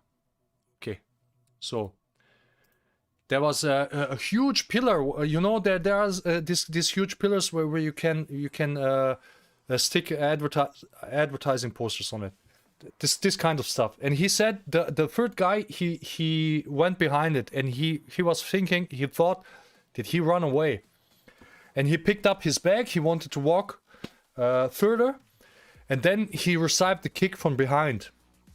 And that was a third guy. He kicked him like in the back, and he turned around, and he groin kicked the guy, or punched the guy. I'm not sure. And this was over. So for all the guys, he needed for 2 guys he needed only 1 technique, and for the first guy, I think he punched the first guy, and when the first guy went back, he groin kicked the guy because there was a second opening, right? And then he went home, and he said when he came home, he was shaking like this, and he didn't really realize what happened. All this happened in few seconds, and where the guy kicked him here in the back, it was all blue. I guess the guy he did kind of jump kick on him, but it wasn't strong enough, so he didn't fall down. And I told him, you were lucky, because the guy could have come back from behind with the knife, you know. So he took all 3 guys with basically 1 or 2 techniques. Okay. And there was another story with the same guy, and he was I don't want to say where this was, because maybe of some legal reasons. So he was in a very much crowded place where there was some kind of soccer game, right? And and there were a lot of, you know, like political left guys. And when you know that there are a lot of political left guys going to come to this game, also many times neo-Nazis likes to come there, right? They like to come there. And what happened to him is he was with a friend. He was also a martial artist. He didn't do JEET KUNE, he did something else. I'm not really sure. And the Michael, you know, it's the same guy. He had experience with these 3 guys. I told him after he told me the second story, man, you run somehow. You run always into trouble. So he went out of the huge hall. They went outside, and there were many people there, right? Okay, so it wasn't like it was nobody there. It was crowded place. And he was just walking, and he felt like hand behind him. And a guy told to him, "This is national resistance, national resistance." And he turned it around, and the moment he turned around, he got punched, and he went to the ground. But he wasn't knocked out. And he looked back, and there were like 5 bunch of neo-Nazis. You could see that they are neo-Nazis by the way they were clothed. Okay, the boots they were wearing, the jackets they were wearing, so typical classical neo-Nazis. And he stood up, and he looked at his friend, and they just went through the guys. He said, "We went through the guys. We knocked out all the 5 of them in like 3 or 5 seconds." So they just punched and kicked the shit out of these 5 neo-Nazis who initially punched him, right? So at this moment, it wasn't really self-defense situation because they didn't continue the attack. He stood up and he went into these guys. So that's the second story. The third story he had is also funny. This guy is always somehow in trouble. He went into a grocery shop, and he had his a portemonnaie here in the back of his jeans, right? His money. How do you see this in English?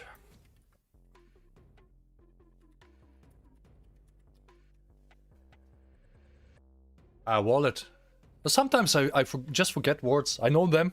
So he had his wallet back in his jeans pocket, okay? And he was looking for something, and he bent over, right? But he had a pretty long jacket, so he thought that actually the jacket stays over the wallet, so nobody sees that. And he bent over, and some guy, you know, just walked past him. And he just, you know, like slightly touched him, or how I say, by walking by him. And he told me, I was thinking, man, don't you have enough room? He's so much room. You walking, you cannot walk past me without touching me. And then immediately after that, so old lady came to him and said, "Hey, mister, I think that guy, he just stole your wallet."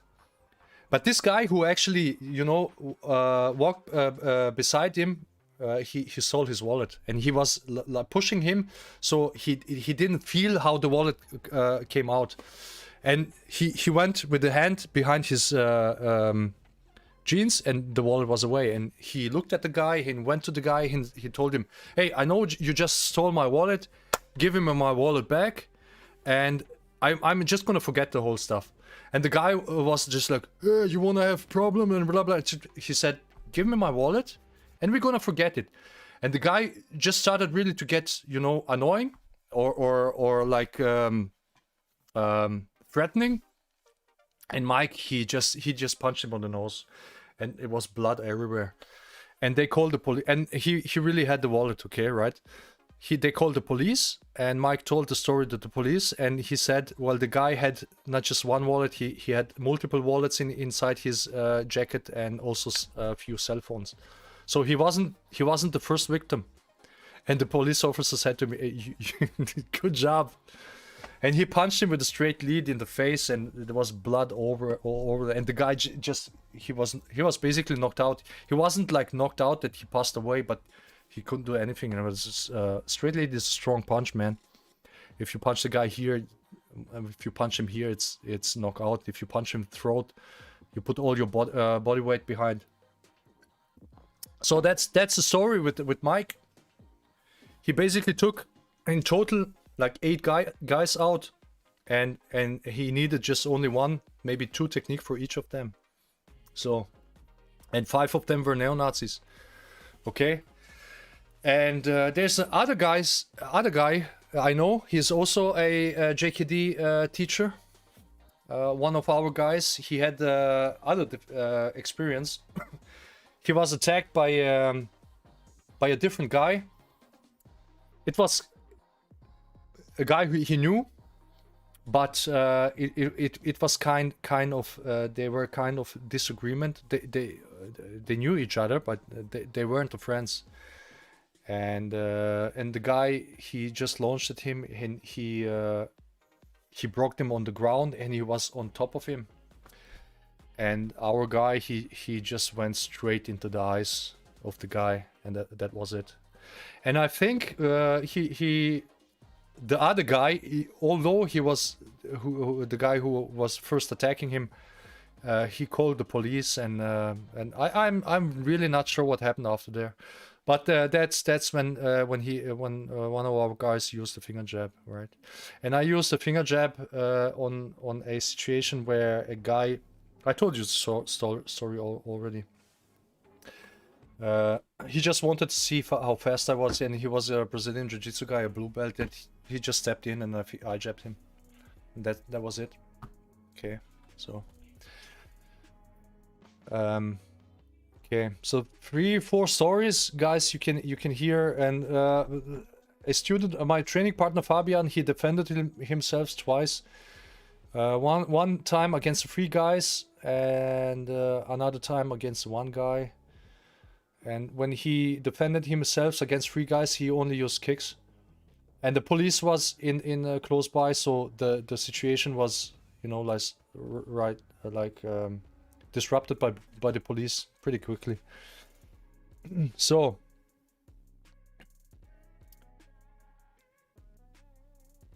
Kung Fu, hi Pierre. I forgot to tell you hi. The dilemma with the eye jab is that it couldn't be an eye opener. I mean, attacking eyes, not just eye jab, so but in any kind of situation, takes out like 90% of grappling techniques. It may only be a problem against grappling techniques when you get attacked from behind, right? Where you can't really reach maybe the eye. But everything that comes from the side and from the front can be solved pretty quickly by an eye jab. Martial arts enthusiasts, they defend their years of training. That's it. They can't use logic. Yes, I mean, it's like Bruce said. It's the hardest thing is to be honest to yourself, right? So you wanna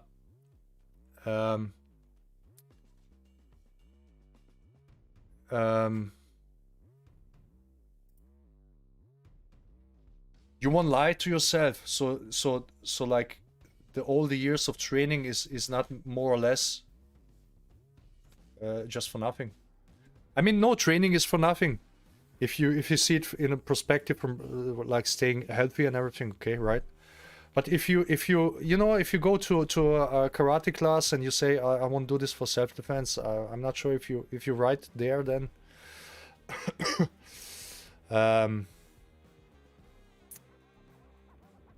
Wissenheimer, Worlds of Wisdom. Are there any other Jeet Kune Do trainers you and Tommy are in contact with? Whom else do you consider an authentic Jeet Kune Do trainer?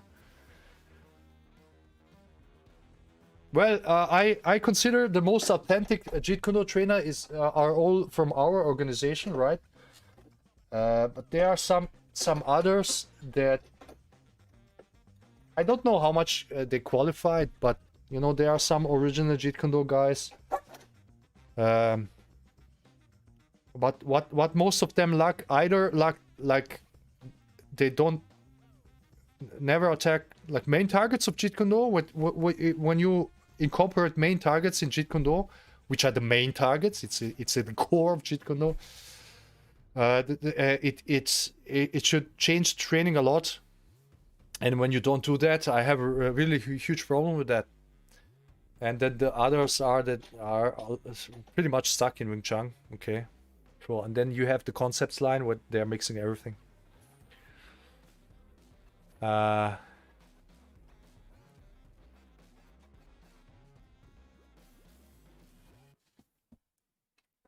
Sun 2009, never been in a real fight to say groin and eye pokes aren't extremely painful.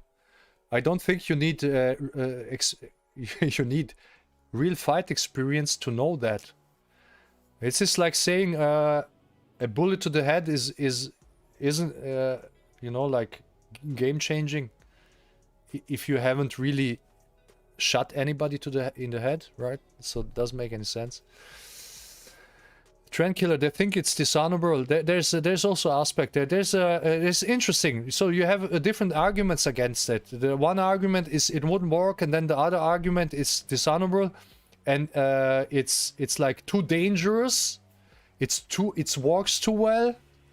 So you get legal problems. So two arguments that are totally on the opposite spectrum, like doesn't work, or it doesn't work as you say, and then the other one, it works too well, it's too dangerous. So yeah, people just finding any kind of excuse, not fighting fair. It makes sense in sport fighting context, but not in the... Yes, why would you not use that would highly increase your chances of winning? Why wouldn't you use that? For what reason? It doesn't make any sense. Okay. Wall of Wisdom, Wissenheimer, Wall of Wisdom, so okay, so I already read that. Tommy says, I had an encounter where I just held the guy in the choke, but he struggled so much and he was able to bite my thumb, so I fish hooked his eye. He let go immediately, yes. You were lucky that this guy wasn't drunk and he didn't bit your thumb immediately off. Similar story was a guy who used to went to Tommy's school to train. He said he was drunk and he was wait a sec.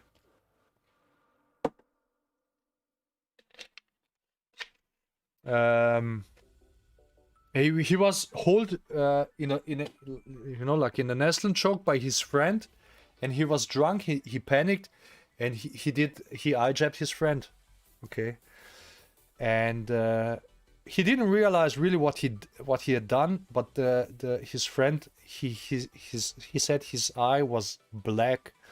It was black and red for days, and he apologized so many times after because he was so drunk he didn't know what he did at that moment, and he almost, you know, like killed the eye of his friend. So. Sun 2009, guys in maximum security prisons with triple lifters, mass murderers, gang members, rapists, all say ripping the eye out of the socket or even ripping bottom lip or groin keeps guys from messing with you. Yeah, I mean, probably. Do you wanna tackle that guy and then try some, I don't know what. This guy is going to bite your ear off or nose. When trouble is imminent and you are able to avoid and you don't, sorry, it's not clever. First rule, self-defense, avoid as possible. Of course. That's no brainer. So all we are talking about is if you cannot avoid this, okay? So that's no brainer. That's why now people ask me, when would you use Jeet Kune? And I say you don't use it unless you have to. It's like a policeman uses his gun. It's not American policeman, German policeman, okay? Because American policemen, they're pretty easy on the trigger. So like European policeman, you would use his gun as a last resort. When everything else fails, then he has to pull his gun out and shoot the guy. And that's how you would use your Jeet Kune Do. Same idea, right? So everything fails, you couldn't go away, you're trapped, there's nothing else you can do, then you have to fight, and then you use it. Why? Right? Why even thinking about how would I fight Conor McGregor? Are you kidding me? What's she talking about?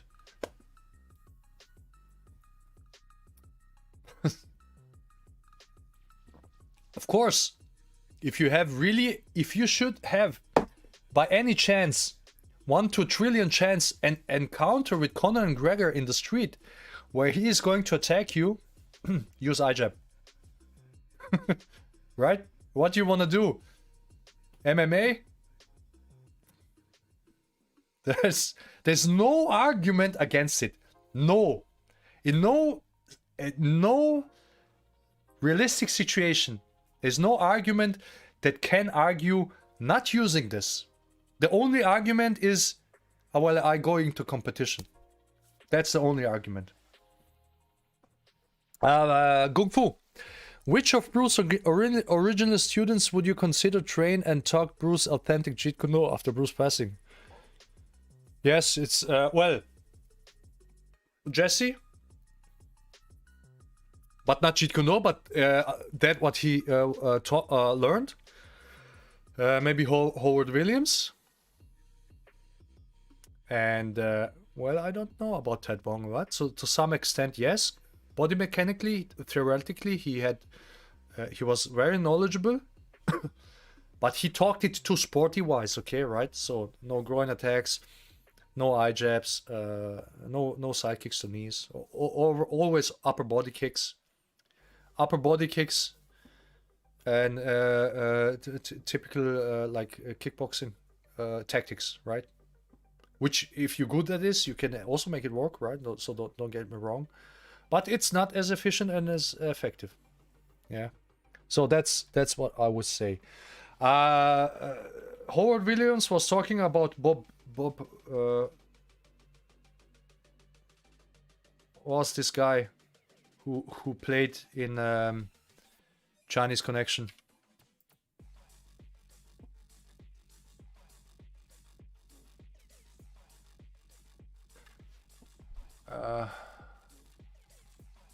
Wait a second. Fist of Fury. I want to see this fighting scene.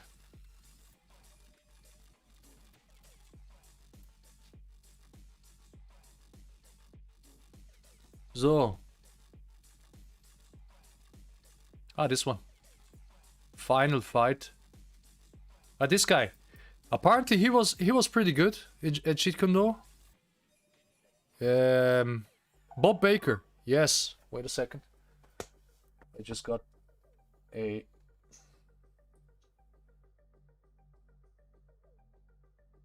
Karim, are you not online? He's sending me a voice message. I'm gonna hear to this later.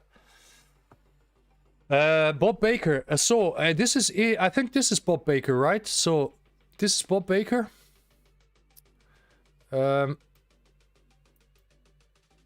So, let's watch this.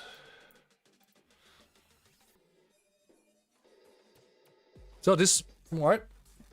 His drug supplier. Apparently, according to how he did the kick. So because you can see, you know, the form the people have when they kick, when they move, when they punch. Even if it's a movie, you can relate of if they were any good or you know, like just how many training they had. It looks pretty good, right? So let's see again. Shuffling. Boom. The form is pretty good, so he's kicking and the standing foot is pointing away from the target, so looks pretty good. So here you can see this is typical. You can bite here. Alright, so you can see a little bit philosophy of Jeet Kune Do also here. low to high hook, low straight to high. Oh no, it's, you need the side kick is too weak because you can't punch a kick, it doesn't do anything. So now this is intercepting, like, so he's coming forward and Bruce initiative intercepts with a high kick, which you wouldn't do in a real Jeet Kune, right? Okay, so apparently this guy was a pretty good Jeet Kune fighter, so there is no any recordings of him, so I can't tell really. Okay, so I don't know, but you know, like every martial arts school, Bruce was also Bob was also Bruce's bodyguard in Hong Kong. Okay, interesting. So I guess then Bruce had confidence in him. I could be bodyguard actually. I'm like 6'5", 6'6" almost. Yeah. So imagine Bruce students. Most of them probably didn't train as much. Like 1 or 2 times a week, and you know, like skipping training every second time. So they train like only a few times a month, like most martial artists do. So how good can you become with this kind of training, and how many really train a lot, so they can be they can make it really work. So only few. So because Bruce had same problems like every other martial arts school had, or we have, you know. It's like gym studios also. They have the most people are like dead subscribers, you know, like people they have subscribed to the gym, they pay monthly payment, monthly fee, and they never show up in training. So the same is with martial arts schools. Most of the people, they come really rarely to the training. So how do you bother? How do you even bother making them any good? Okay, so you can show, okay, do this, and repeat this, and go home, and then you see him like 3 weeks later. So, and then you compare these schools with professional MMA schools where they pay people to train. You can compare that, and no style can even that out. No efficiency of a style can even that out. It's impossible. So people get blinded by money in martial arts. So they think where the most money is, there's the most effectiveness. Okay, means in MMA there's a lot of money. So people can make careers of it and make really a lot of money, but only very few. Imagine in MMA there was this guy who almost killed his girlfriend. I'm not sure what his name was. And he wanted to become a UFC fighter. So MMA professional doesn't mean the top level guy, right? So the most professionals don't even make a lot of money. Okay. So in order to be able to become a UFC guy, you have to win like 6 fights in a row or something in a certain division. And so imagine this guy, he won 5 fights, and he had to win the last fight, a 6th fight, in order to be able to step into UFC. And he lost that 5th fight. So now, if he wanted to still to go to the UFC, now he had to win another 6 fights in a row, right? Which is very hard. I mean, you have a bad day or whatever. So he just flipped basically out, and he almost killed his girlfriend. There's on YouTube you can watch the documentary about him. So you see, so in order to get in UFC, it's pretty hard. So you have to go through this all these, you know, like fights, and you have to fight and never lose basically. So, and how many guys really come to this level? You have to train a lot, you have to have talent, and you have to be good at this what you do. So Bob was extremely loyal to Bruce. When Bruce got his back injury, Bob visited him often. I don't think Bob ever talked to anyone Jeet Kune Do. He passed away in 1993, same year as Brandon. Okay.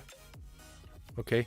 If he passed away in 1993, do you know what age he was? Because, I mean, let's say he was 70, then what when he trained with Bruce, what age was he? Was 30 years prior. He was already 40 years old, you know, like not in his 20s, when you're like in top age and you train Jeet Kune Do. You know, when I was 20 years old, I could train much more than I can train today. And every injury I had back then, you know, like was in a week over. Now it takes months.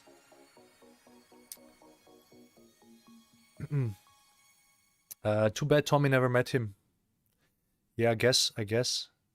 So these are the guys who are really true to Jeet Kune Do, you know, like not all these, I say, fake Jeet Kune Do guys, like Mito Ohara, Howard Williams, even Jesse is true. He was honest about Bruce. He said why Bruce left Wing Chun.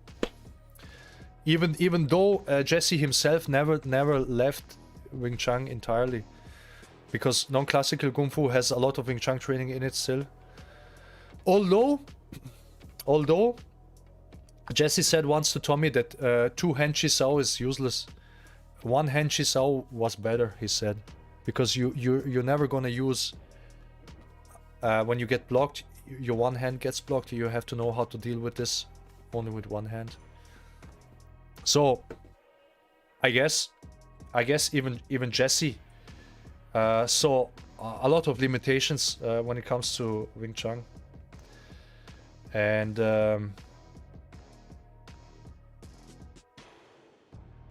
well, I guess you'll never know. So the problem with all this Jeet Kune Do nonsense and Jeet Kune Do lines and everything. There's no different Jeet Kune Dos. There's only one Jeet Kune Do. Okay, so what? The most efficient, the most effective way of attacking and defending. And the Bruce was looking for this, and eventually he stuck to boxing and fencing principles. Fencing, what is right structure, matter, and footwork and everything, and close quarters, more boxing. Okay, so. And there is no specific art where you can say the kicks come from this art or that art, because the way you kick in Jeet Kune Do, you can't really find it anywhere. Like I explained in this comparison between kickboxing sidekick and Jeet Kune Do sidekick, and let's watch the sidekick of, what is his name? The guy who played with Jackie Chan, this Tornado, Billy, what was his name?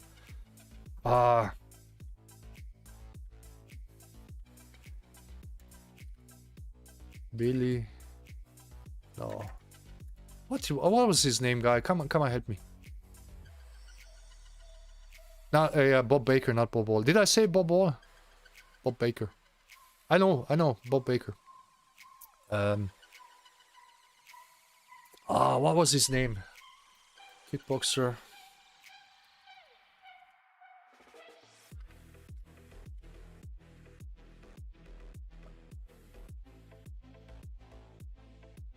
No, Billy Black. It's not Billy Black. Jet. Billy the Jet. Okay, right, so. Billy the Jet. Sidekick. Let's see his sidekick. Let's see how he does his sidekick.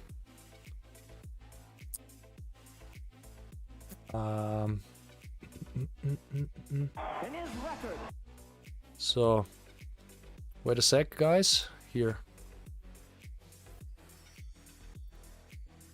So I want to see his sidekicks. They do the demonstrations here. Okay, he does a lot of turn kicks as far as I have seen. But he doesn't stand as much as sideways. You can see here. It's not as much sideways, right? Boom. Okay, he's just punching wild at the guy. Okay. Okay, always kicking with a rear leg.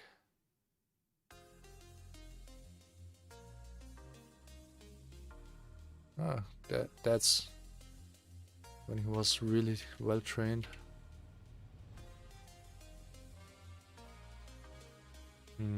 You rarely see them in this in kickboxing, and then you see to the upper body that like very much pushing. But you can't, you know, you can't use this Jeet Kune sidekick as much in sport because the targets, and when you kick to the body, you know, and the guy just retreats, you can retreat the kick. But when he steps forward, you can sidekick the liver, right? So, but you know there are many experts. You can do this and that. You can do this and that.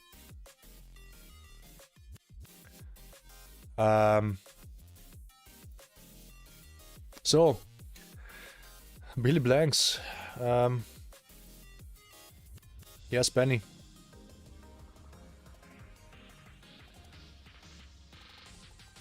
How much time are we on? 2.5 hours, right? So,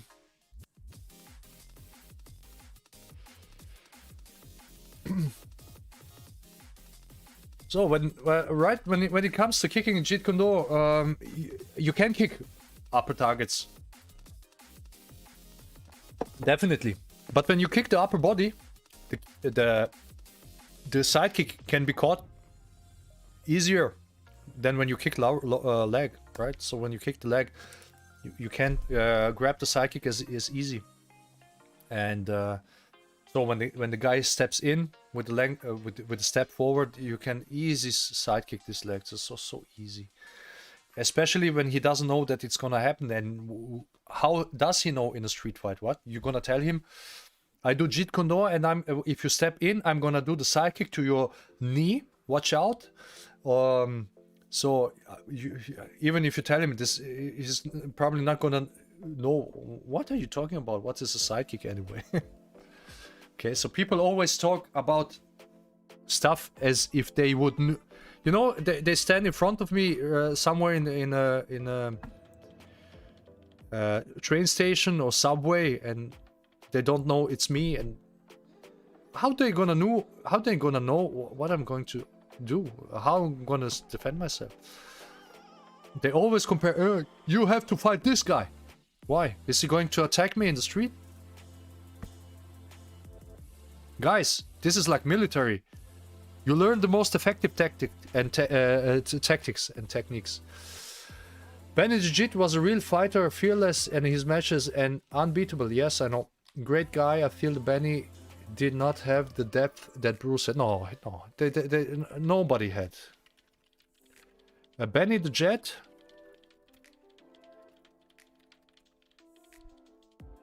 He was like 168. He was even smaller than Bruce. He was really small. That's why all these guys look so fast, because they're small, like a woman. Like a woman, you know, like really small. 168 is in feet. It's he was 5'6". That's his height. He's like literally the neck and the head smaller than me. He's like this is 173 to my mouth. The bull eye in dart playing is like to my mouth, and he is 2 inches smaller. He's literally a head smaller than me. Now he is probably even more small, because you know small guys are always fast because they have smaller limbs, and these limbs have to travel less smaller or the less path. Okay, so it looks faster.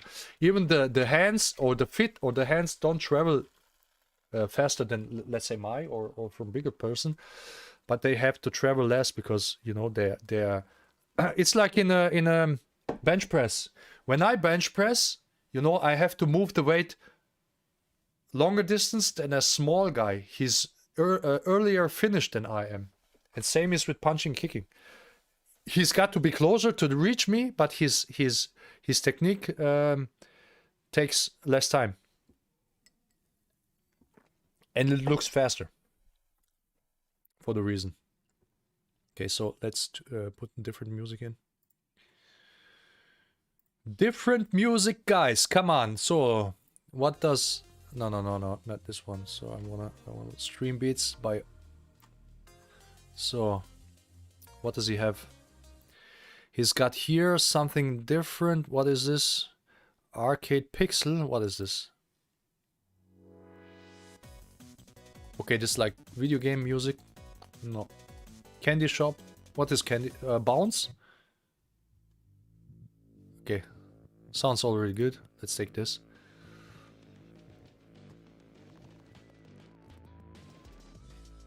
Okay. We can keep that. We can keep that. Yeah. So, what do you say? Chat is moving fast. No, it's not. Chat is moving fast. Tommy mentioned in the live stream that he was working on a volume books. No, he was working on a book, on a Jeet Kune Do book. I don't know about that. I mean, I don't know about any update. I mean, seriously, if you do a real Jeet Kune Do book, I don't know where to put all this information in. Oh, I'm so mad. I've got a Jeet Kune Do book from a former student. He bought a book from this guy Frank Brzezinski from Germany, and it was that was a Jeet Kune Do book with no Jeet Kune Do in it. So the typical concept stuff, where you go here, here, here, and then you know, you grab the guy, and then you do 1,000 steps. And I told him he can keep it, and I didn't do any internet back in the time. I didn't any streams, but this kind of information would be very interesting to show you now. Comparison of this so-called Jeet Kune Do books compared to this book, because there's nothing in this book like here. Unfortunately, I don't have it anymore, because it would be very interesting to look what people think about Jeet Kune Do. And I had also Larry Hartzell books. They were even worse. Jeet Kune Do books, you know, Bruce Lee's picture in the front, a Jeet Kune Do book, and then you open it, and then they roll around on the ground. I mean, I don't really care. So don't understand me wrong, guys. I don't care if the guys train this stuff. You can train whatever you want, whatever martial art you want. You can train whatever style you want. You can also believe that it's effective or not. What I don't really care. What I do care is to represent Jeet Kune Do the right way. So if you sell or train stuff and you think it's Jeet Kune Do, but it's not, oh. That's what I have a problem with. Okay, so misrepresenting the art, and then the guy like the Matt Thornton goes into Jeet Kune Do school and he said, well, Jeet Kune Do is shit because that what he learned as Jeet Kune Do is shit, but it's not actually Jeet Kune Do. That's when we have this situation. Yeah. Why? That's the whole point. We are doing this. That's the whole point we're doing this. There's no other reason why we're doing this.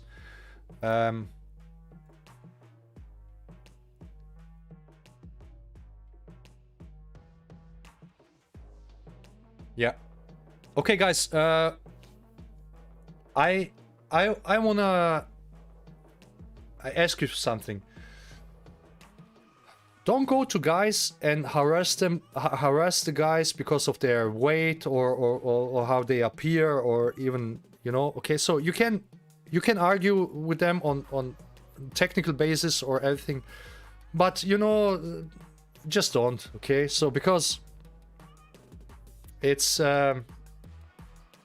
don't go down to their level, okay? So just I would like to ask you that. So don't do this. And what do we have here? Kenan Dogan, hi. Sifu Thomas.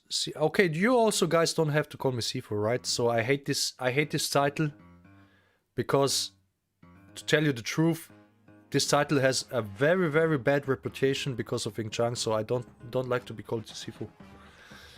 I don't teach Wing Chun and I'm not Sifu. And Jeet Kune Do is not a Chinese art, as Bruce said. He can barely, he doesn't even call it. How can you call Jeet Kune Do Chinese art? There's so little Kung Fu in it. So, I'm not a Sifu. Do you think about, no, am I thinking about writing a book? No. So guys, I'm working full time. There's no money in Jeet Kune Do. Literally no money. There's no motivation to me to put any time in stuff like that. I have to work full time. I get up in the morning in the 6 and I come home at like 4:30 or p.m. And I have family and I don't. There's no amount of. Why would I put time in something that's not gonna provide my lifestyle? I have to work, right? So I'm happy if I have time to train. And I even thinking about to cut down to teaching. So I cut down from teaching 2 days a week. So I only teach Fridays. So I have more time for me. I have to train. And because for what, right? Yeah. I guess people think I make money with this stuff. I don't. I barely make any money with this. Yeah, there were better times, okay, so, but it doesn't change. It doesn't change. It goes like a little bit more, a little bit less, a little bit more, but it's never gonna be.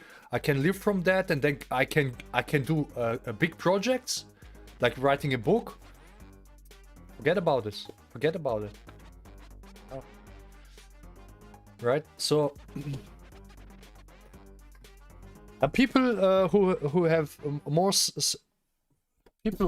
success with teaching martial art, they can do stuff like this, writing a book, or maybe doing seminars worldwide. They're traveling and doing seminars and still have income. But I have to work like you. I have to stand up. I have to go to a company. I have to work a whole day and come back. So. No writing book, guys. No chance. Unless somebody sponsors me, right? Then I can do this. But as long as I have to work on a regular job, so I have to invest time in this job instead of Jeet Kune Do, I can't do this, right? So it's easy. It's easy as that. So I don't even teach private anymore. So I canceled my private lessons, and I changed it on my website. So I said I don't do private lessons, and then I changed it. I can teach. I would only. So I made my private lessons now far more expensive than they were. So because my free time is so very, very much valuable to me. So if somebody wants private lessons, they have to pay a lot of amount of money, because I'm not getting like in the evening in my car for $50 a drive away to them, like for dozens of kilometers, and come back later the night and stand up in the morning and do my regular job. So I'm not doing this for little money, right? So. Basically, no private lessons anymore because they are too expensive. Hi Thomas, I showed my friend who was state champion in Muay Thai the Jeet Kune lead punch. He loved it. He said he's fighting his whole life, cannot read the punch, no telegraph, he says. That says a lot about your punch. He even tried it in his sparring, said he landed consistently. Yes, imagine if he was talked right. Same is with the side kick and the front kick to the groin, and side kick with the side kick to the knee. So once you have learned that, it's basically impossible to counter these techniques, and that's what the people don't realize, because they can't do them themselves. For once, they never learned it. For the second, when you learn it, you have, so when you theoretically know the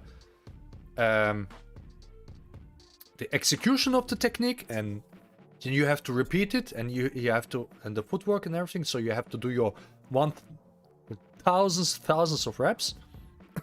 So then you have your efficient, effective technique. Then you can experience how good it is. All before you have done that, you cannot replicate my sidekick. That's impossible.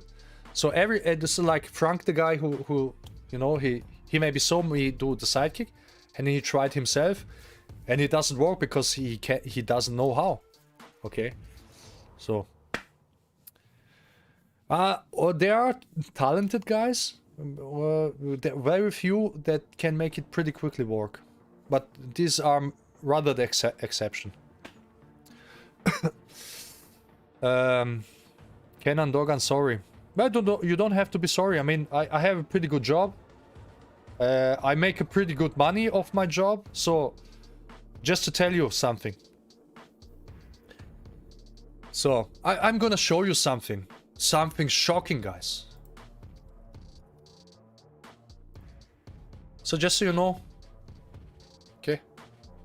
This is too bright. Okay, here.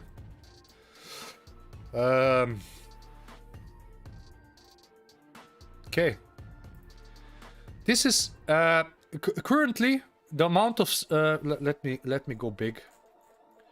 This is currently the amount of student I have. I guess it's this number. Okay, I used to have much more. Like the top number of students I had was like this, or here, 24 or something. Okay, so then the pandemic came and everything, you know, a lot of people stopped training and never came back.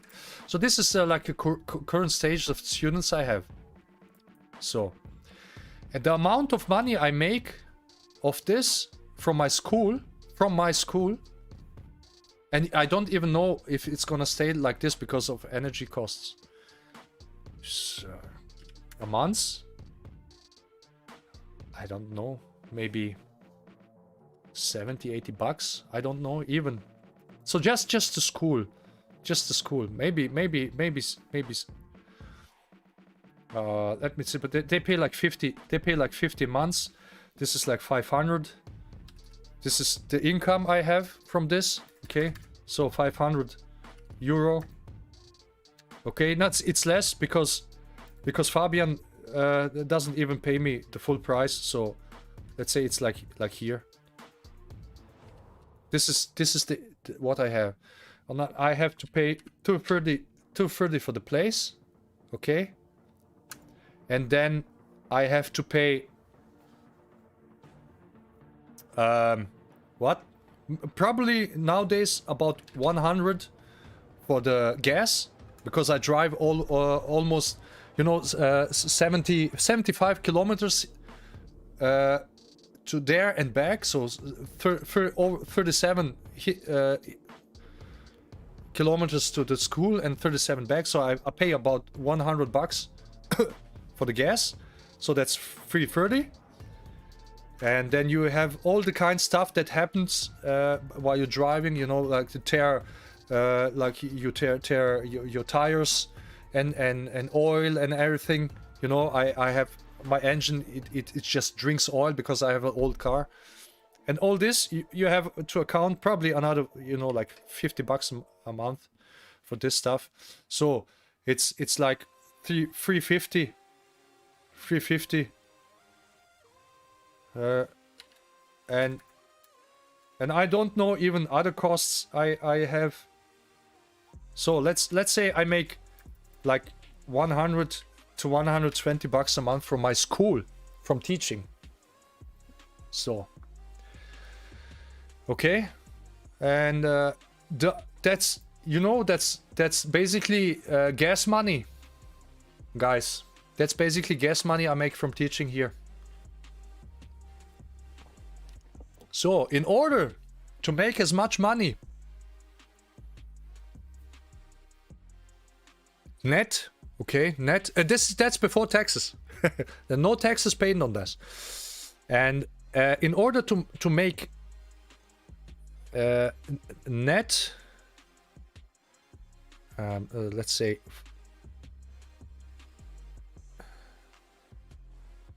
so in order to make about the net money I do from my regular job, I would need around 10 times more students, okay, than this. So I would probably need to make like 4,700 euro. So, and then from this, if I would have to run my own school.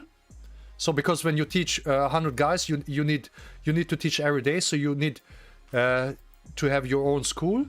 Then you would in Frankfurt you would probably need to pay at least 3,000 euro rent to place, rent to teach every day.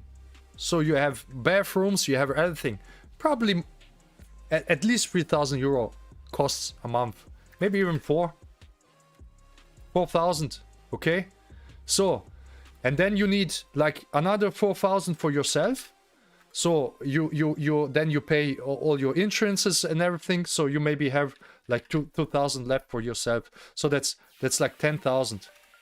And so, take 10,000 and divide this by 50 bucks a month. Then you need, right, 10,000 divide by 50. I would need like 200 students to have some kind of amount of money I have now for my regular work.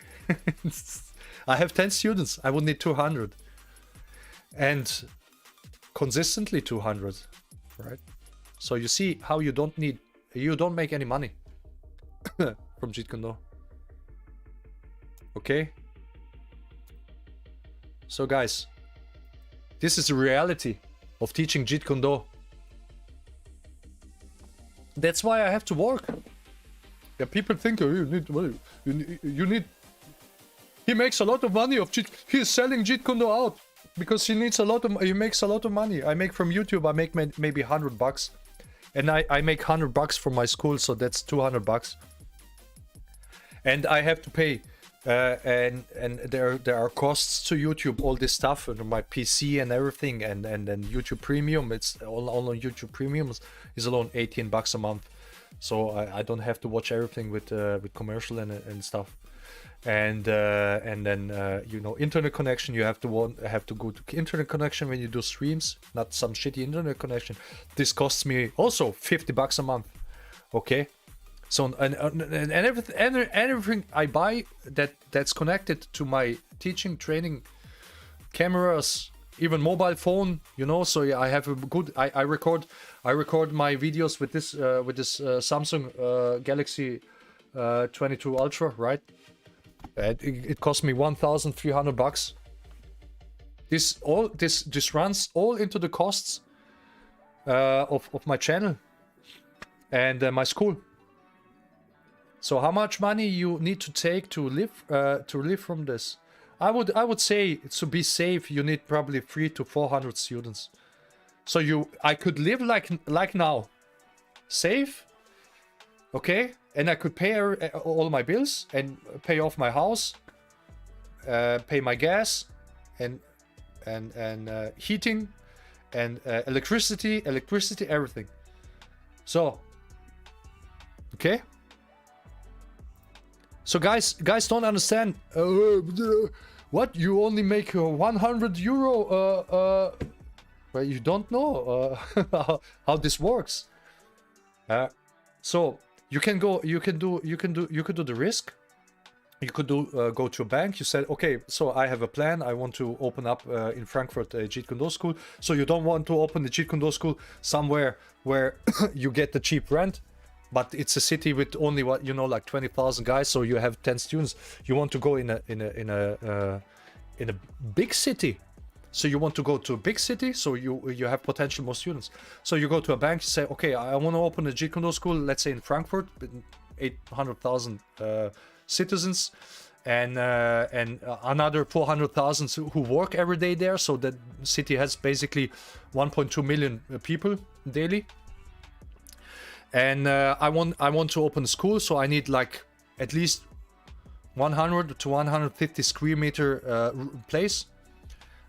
With showers, with changing rooms. So you need 2 changing rooms for men and women. You need 2 toilets for men and women. You need separate shower rooms, I guess. So all this. Hey, hi Karim. I received WhatsApp, but I was streaming already, so I didn't listen to it yet. Okay, Karim. So. And the rent in Frankfurt, they are horribly high. It's like in fucking Manhattan. So for a place like this, you're probably... I know the karate school in Darmstadt where I lived, it's far smaller place. It's big school, they pay like 3,500 euros a month. So in Frankfurt, similar place like this, it's at least as much as that. And how many... So only to pay the rent, how many students you need only to pay the rent? Let's go here. So how many students you need only to pay the rent? Let's say the rent is 3,500. Divide by 50. So if you charge 50, if you charge less, you need even more students. So divide by 50. So you need at least 70 students only to pay the rent. So you didn't make any money yet. Okay, guys. I have 10. So... That's why I teach only twice a day for 1.5 hours and not 5 days a week. Whole day open. So you go to a bank, you say, okay, I need a certain amount of money, loan to build up a school. I have a place, I have to rent it. The place costs, let's say 3,000, we'll go 3,500. So, and then I have to do advertising and everything to pull students in, and we need like 350 students at the end of the day to cover this and to make a bit money for living. And then the bank says, okay, well, you get the place. The place is a shitty place. You have to, you know, make it new. You need to make a school of it. You need to invest, let's say, at least 20,000. Okay, so then you need to pay the rent for a few months before you have enough students. So this, let's say, renovation is 20,000, and then you want, okay, say 6 months. You need 6 months to put few students, so you need to pay the rent from the loan. So let's say 3,500 times 6. So another 21,000 only for paying rent at the beginning. So plus the other 20,000. So that would be 41,000. Okay. So you need at least this kind of amount of money just to start from the bank. Okay. And then you hope you're gonna have at the end of the day enough students to pay this off. And you have to pay, it depends how much you take. You have to pay the bank the money off. Okay, monthly, probably 1,000. So every month you pay 1,000 back to the bank. You pay the rent, you pay the loan back, you have the cost, running cost. Okay, so the 3,500 rent is just the place. There's no electricity inside in there.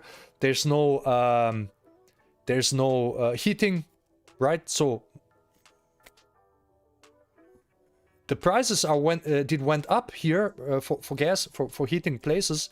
So some private houses they pay 700 a month just for heating in the winter. So how much is it's gonna cost to heat up that place? Probably 3 to 4 times more. So you have to pay. Then you have to pay. Let's go here. Let's say you pay $1,000 back to the bank. Then the rent is 3,500. Then electricity is probably another 500. You want to light up the place. In winter, heating up is let's say probably 2,000 in the winter, and because you don't heat it up every year, so let's say you divide this by half is 1,000, and maybe you only heat up 3 months a year or 4 months a year, it's maybe 800, so additional 800 for the whole year. So this is what you have to cover every month just for running a school, and you don't make any money. It's roughly numbers, okay? So 663, and divide this by 50. Okay, so monthly fee for the students. So you need 126 students only to cover that shit. Okay, if you wanna run a professional school, like MMA type of school. So, okay, guys, tell me who is gonna do this risk. I'm not gonna do this risk. I'm not insane. I'm not insane. So, okay, so what we basically do is we teach small groups, about 10 people. Most of group leaders and instructors never had more than this amount of students. Mostly run like 3, okay, to 5 students. And they teach them, 1 to 2 times a week. And how much of a good fighter can you make a guy? And then you say, go to a professional MMA fighter. Hey, you idiot! You don't have any idea what you're talking about. Let's read a bit in the chat. Give me chat. Give me something.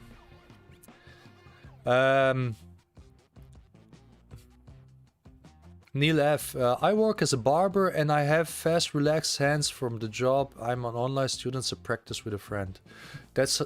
I always practice with friends, and that's basically how I train now. Fabian is my training partner, but I consider him as a friend as well. So, takes so many reps to get used to the techniques. Absolutely.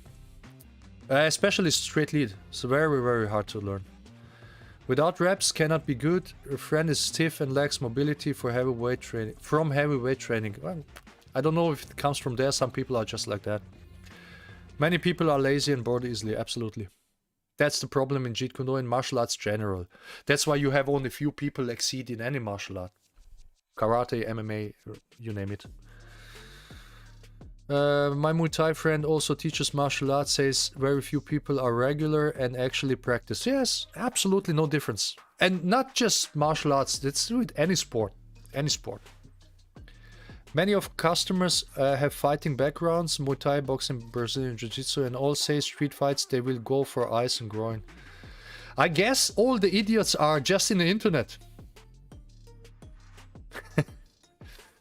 Yeah. Kenan Dogan Hefting, thanks for the true. Oh yeah, that's guys. I'll be back in a second. Oh, that's the wrong one. Wait, that's the wrong one. This one.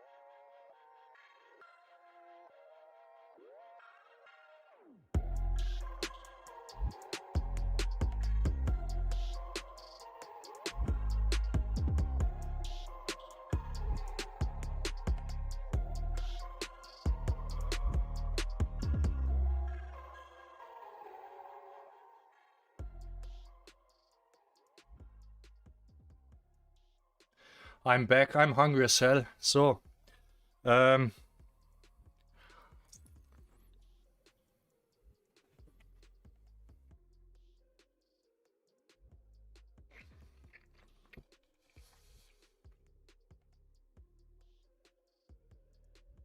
what?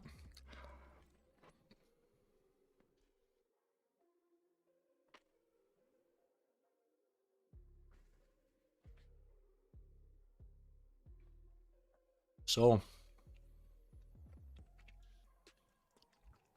Karim, hi everyone. Hope you're well. Wanted to drop like and wish you great stream. Thanks, Karim. A friend of mine who is wrestling coach said he's lucky that he can do tax write-offs so often he is not making anything from it. Yes. Hard to earn living, especially with JEET KUNE when flashy stuff is discarded. So guys, check out Thomas' Patreon too. Good stuff for a good price and help him reinvest. Yes, thanks Karim. Thanks, Karim.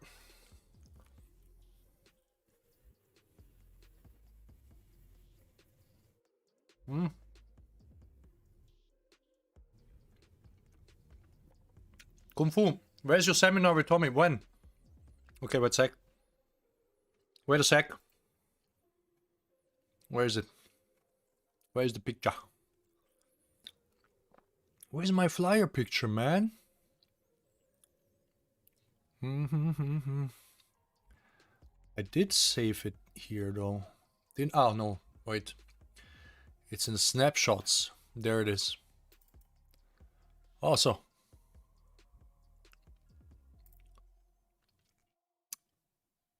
Okay. So, is it English? Yes. So you can read. That's the date. It's 1 week.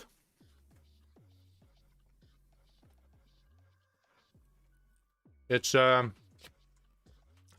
to 27th October. This is May to this is Monday to Friday.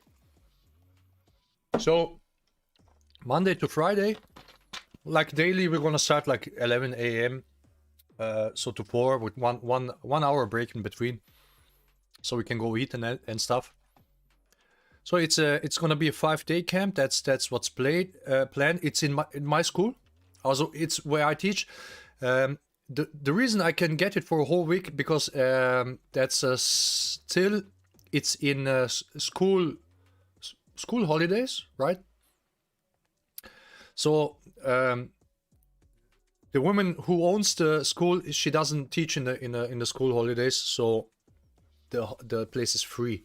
I don't know yet what I have to pay for the place because she said me she didn't got a new price for the energy cost, and the price gonna be $475 minus the reservation fee. So when you pay the reservation fee, you have to pay then $425, right? We're gonna start Monday till Friday, and we're gonna go every evening in a restaurant to eat with Tommy. Anybody who wish can come with us and listen to his stories. So I don't know if I'm gonna go every evening in a restaurant with him, or I'm gonna take him to my home and we're gonna eat there as well. So, but we're gonna eat together, everyone. So everyone can participate in this as well. Recommended equipment, everything. So bring everything you have. So that's recommended, okay, right? So if you don't have it, you don't have it. You can buy it before. Depends on drills or people, what people have. Tommy does the drills. If nobody has a headgear, then there's no headgear drill, right? So that's the 5-day camp, okay? This would be the third 5-day camp. I did the first one 2013. The second time I did a year later, to 2014. And then Tommy said he didn't want to do any 5-day camps anymore outside of his school because he didn't want to stay away for so long from his family, which I respected, right? So after that, I only took him for 2-day seminars on the weekend. So usually he came then Friday and flew back at either Sunday or Sunday evening or Monday early. Yeah, and yeah, well, now he's alone, so he has time for 5-day camps. And depends on how many people do this year reservation. Depending on that, the seminar is going to happen or it's not going to happen, right? So this is not guaranteed. Okay, guys. Any question?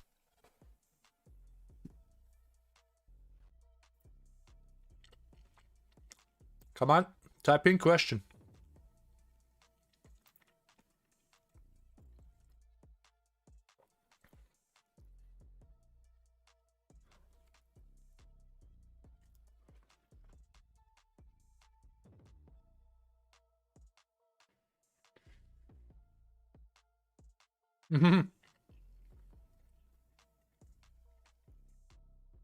Kung Fu. I feel bad for the person who has to take care for his cat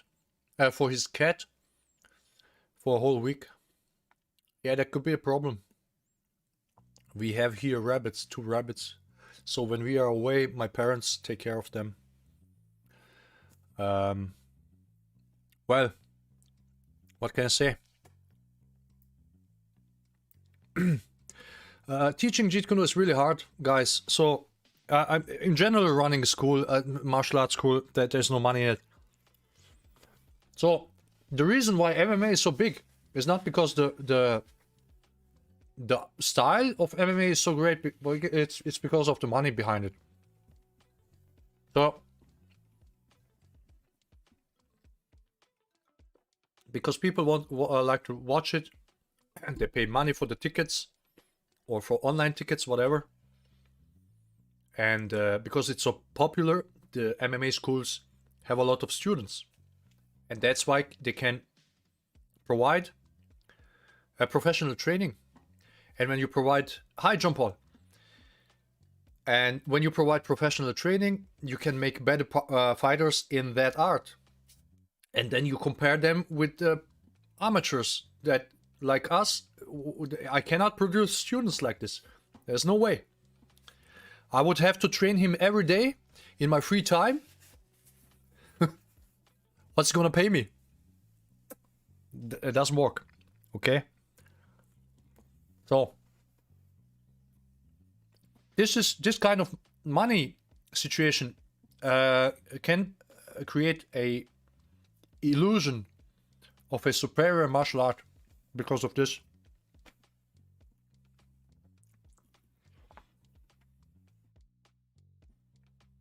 Yeah, imagine pro JEET KUNE people on the Tommy and Thomas. My man. John Paul, you weren't there, but I said at the start of the stream, in the beginning, I said if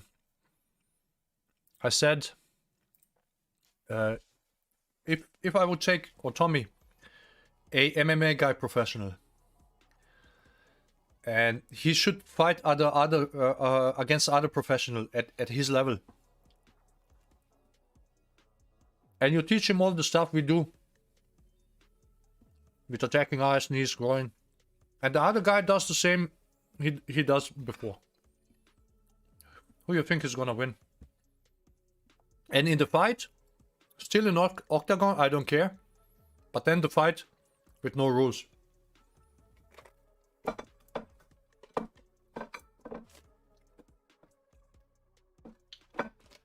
You take McGregor and teach him how to proficiently attack eyes.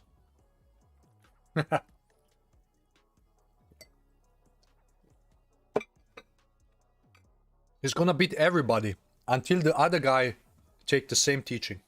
Same. Classical mass guys get smoked, absolutely. Absolutely. Yeah. So, Testa, Chisao, do you do it? No. The last time I did Chisao was like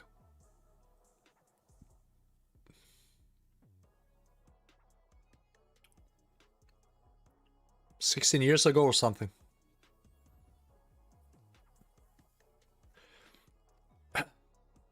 Yeah. Chisao is unrealistic training. I think there's no more unrealistic training than Chisao. If Tommy gets to train McGregor, then Jeet Kune Do will boast. Yes, that's absolutely. So here's the thing.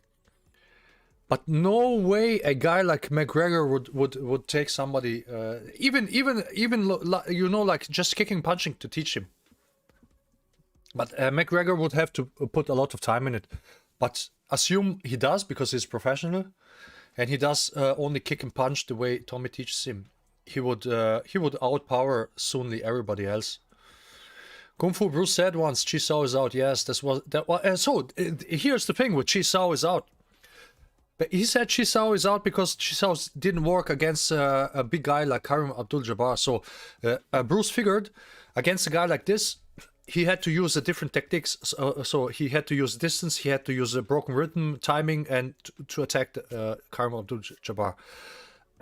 But this tactics don't only work against a guy with this huge hands. It works as well against the smaller guys. So this is universally good. And Chisao in training, I mean, who does come like this? Okay. If you want to do like a thing like this, then rather you punch and you get blocked, and then learn how to react to this block instead of bong sawing and foot saw or whatever it is called in this rotating hands. The thing is that you do has to work against everything and everyone. Yes, you have the few things that work against any kind of person and a type of attack, and reduce to these kind of things that work against everything. So footwork works against everything, right? So repositioning, making the opponent unable to launch his attack. That's what you need, footwork. And then you have to time your attacks into this, okay? What would you ask Bruce Lee when if he would stand before me? I would ask him what he thinks about Jeet Kune Do concepts. That's what I would ask him. That's exactly what I would ask him. So, yeah.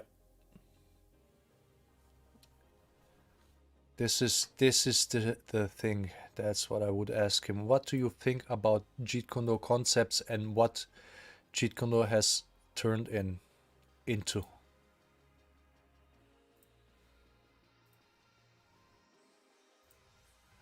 And according to Ted Wong and Howard Williams, he would be pretty much upset.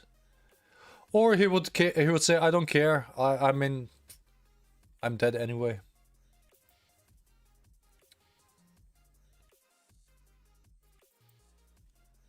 So that's the thing.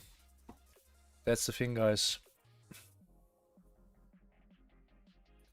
I had massive health problems the last 7-8 days. I had tense here in my back and the muscles. I had so much pain. It just got better the last 2 days, yesterday and today.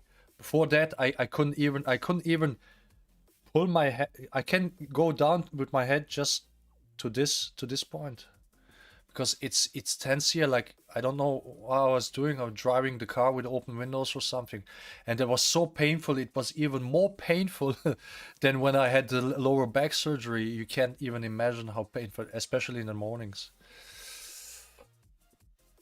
Kung Fu, it would be interesting to ask Jeet Kune Do what he thinks about Tommy, and that would be the next question. What do you think about concepts, and what do you think about Tommy? It's kind of connected, right? Thomas, we're getting old. Yeah, I mean, I never had, I occasionally I had this, you know, but it like goes away after two days. Or, but so bad, like last 7 days, I never had that. I couldn't get in my car like this. I had to go. I had to like go to the ground, and then go to the side and go this way into my car because I couldn't bend my hand by my head at any point or any direction. It was absolutely horrible, and it was so painful. I already thought I had like a spine disc opening in this area, but fortunately it's just muscle tension, and the nerve was probably under pressure. Yeah, muscular. It helped when I started to keep it warm with warming pads. This helped a lot. Yeah. So I couldn't train, and at the same time I had the flu, so it really didn't matter. So I couldn't train anyway. So my flu is getting better. The back is getting better. So I guess next week's maybe Wednesday or something, I'm gonna start to train again. That's just so typical. You know, one injury goes away, you start training, and then something else comes.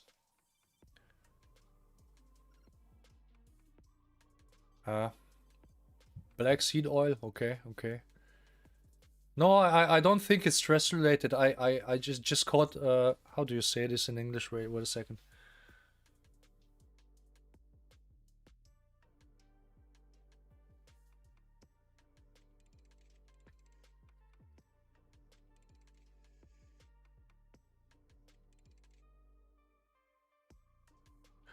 I caught the draft. Okay, so probably I just caught the draft, but really it caught me really bad. I never had it bad like that. Yeah, so sometimes it happens. When I was young, I could drive with windows down in winter. I didn't care. No, my father had always problems with that, and now I have to watch windows open, car window open. Stay away from me. It's still. Sideways, it's okay. Upward, but downwards, okay. This still here. It's tense. Yeah. Okay. So guys, I think we should end it for today. It's 9 p.m. here. I have to work tomorrow, so like I said, I have to work because there's no money in this stuff. And thank you very much for being here and listening to my irritating voice. See you everybody. Labor or love for JEET KUNE, absolutely. See you everybody next time, and see you in my next short and the next videos I do, guys. Bye bye.